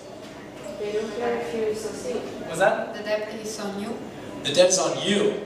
So you're personally liable to pay back that loan, right? The bank is not going to just let you take that loan in the business. They'll make you personally liable. So what happens 3 years from now when your baby dies? Not your actual baby, your startup baby dies. So you spend all this money, all this time building your company, but it fails, and you still owe €250,000 to your bank manager, right? That sucks. And that's why VCs have a role in this ecosystem, because what the venture capitalists or the angel investors do is that they help share the risk. So they give you money, and in exchange for that money, they get some equity. So if it goes well, they get part of the upside. If it doesn't go well, they took the risk, and they will lose their money, and you can walk free. Okay? So, different types of financing from investors, either equity financing, where you agree on a valuation and you give up X% of your company for X amount of dollars, or convertible debt. So we talk a lot about a safe note or a convertible note these days. It's very popular at the early stages of a startup. It gets a little bit technical now, but essentially the point is that to negotiate a term sheet with equity financing, you need to agree on a valuation. And it takes a little bit longer, and you need to agree on what is the valuation of your company today. And you might not know, right? You haven't even launched yet. Is it worth €1 million? Is it worth €5 million? It's very hard to estimate. So instead of agreeing on a valuation today, you can do a convertible note that will convert into equity later. So what the investors are saying, like, here's €500,000, I'm investing in you early, so I should be rewarded for that, but we don't need to agree on a valuation today. So instead what we're going to do is going to say that amount of money is going to convert into equity in your next round of financing. So when you raise an equity round next time, you raise an A round or a B round, whatever it might be, if you're raising convertible debt, it will usually be like your next round, which could be either a seed round or an A round. It will convert into capital, into equity, but at a 20% discount. So they're getting rewarded for investing early. The earlier the investors invest, the more risk they're taking. Does that make sense? So it will convert into equity, but in the next round. And there are multi-different rounds of financing. The first round could be a friends and family round, also called an angel round, or a pre-seed round. Then you have a seed round.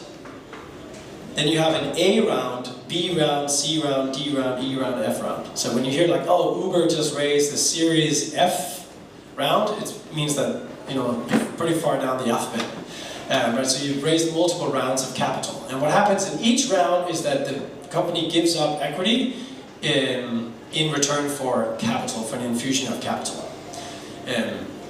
The rough valuation, the valuation will ideally go up every time, right? And that's why it's worth it to give up equity for, like to have a smaller piece of a big pie than a big piece of a small pie. And to demonstrate this, I just want to go over one graph here, but just to maybe close the loop on this. So, convertible debt will convert to equity later. Equity financing, you agree on a valuation, and then they get X% of the company for X amount of money. Where can you get the money? You can get the money from friends and family. I advise you to be very cautious and careful about that option. Maybe if you have a really rich aunt or uncle or something who is tech savvy and understand, or investment savvy and understand that there is a real risk that you will lose all that money, you can accept it. But generally speaking, be very careful. I've heard way too many stories about people taking money from friends and family, pitching it as if it's like a sure bet. And then not only do they lose their company, they also lose a lot of relationships. So be very careful with this. Unless there's some people who really afford it, and you make it very clear that this is a very high-risk investment. But then we have angel investors. Angel investors. Who are angel investors? Angel investors are wealthy individuals who are investing their own money in startups, right? So they made their own money as bankers or lawyers or dentists or entrepreneurs, and then they want part of their portfolio to be in new startups, and they think it's fun to be part of investing in companies. The problem with angel investors is that some of them think that they're running your company just because they put €10,000 into it. right? So be careful. Once you invite an investor to come on board, you get married to them. It's very hard to get rid of them. So make it very clear that they don't have a say in the everyday operations of your company, they're not on your board, and you don't want to have them calling you all the time to hear how it's going with their $10,000 investment. However, angel investors are usually more willing to invest early on, so it can be a good way. And for example, here at the plant, they have a network of these angel investors, so there'll be people who are willing to plug into you, right? So just talk to Fleur, she'll hook you up. Then the next step in the chain here is what we call VCs, or venture capitalists. Venture capitalists are people who are not investing their own money, they invest money from a venture fund. So if you want to start a VC fund, you go out to wealthy family offices or foundations or big companies, and then you convince them that you can invest their money better than they can. That you have access to startup deals that they don't have access to, and then they give you their money to invest on their behalf. So they have now they raise maybe $5 or $10 or $100 million in a venture fund, and then they invest in startups from there. So the venture capitalists are getting paid from the fund, and they also have potential upside if the investment goes well. If some of you are interested in more of these like dynamics between limited partners, LPs, who invest in the funds, and the general partners, the GPs in the fund, who are investing the money, let me know. But generally speaking, if you're trying to get money from a venture fund, you are talking to the general partners in the fund, and they are pitching them, and they can then write a check for you. If you're very early stage, the VCs might not invest in you. The first money you're typically, if you're just looking for $100,000, it might be easier to get from angel investors. VCs usually come in a little bit later, and they write bigger checks, right? Because if you have 100 million euros to administrate, you can't spread that out with tiny checks. So they usually invest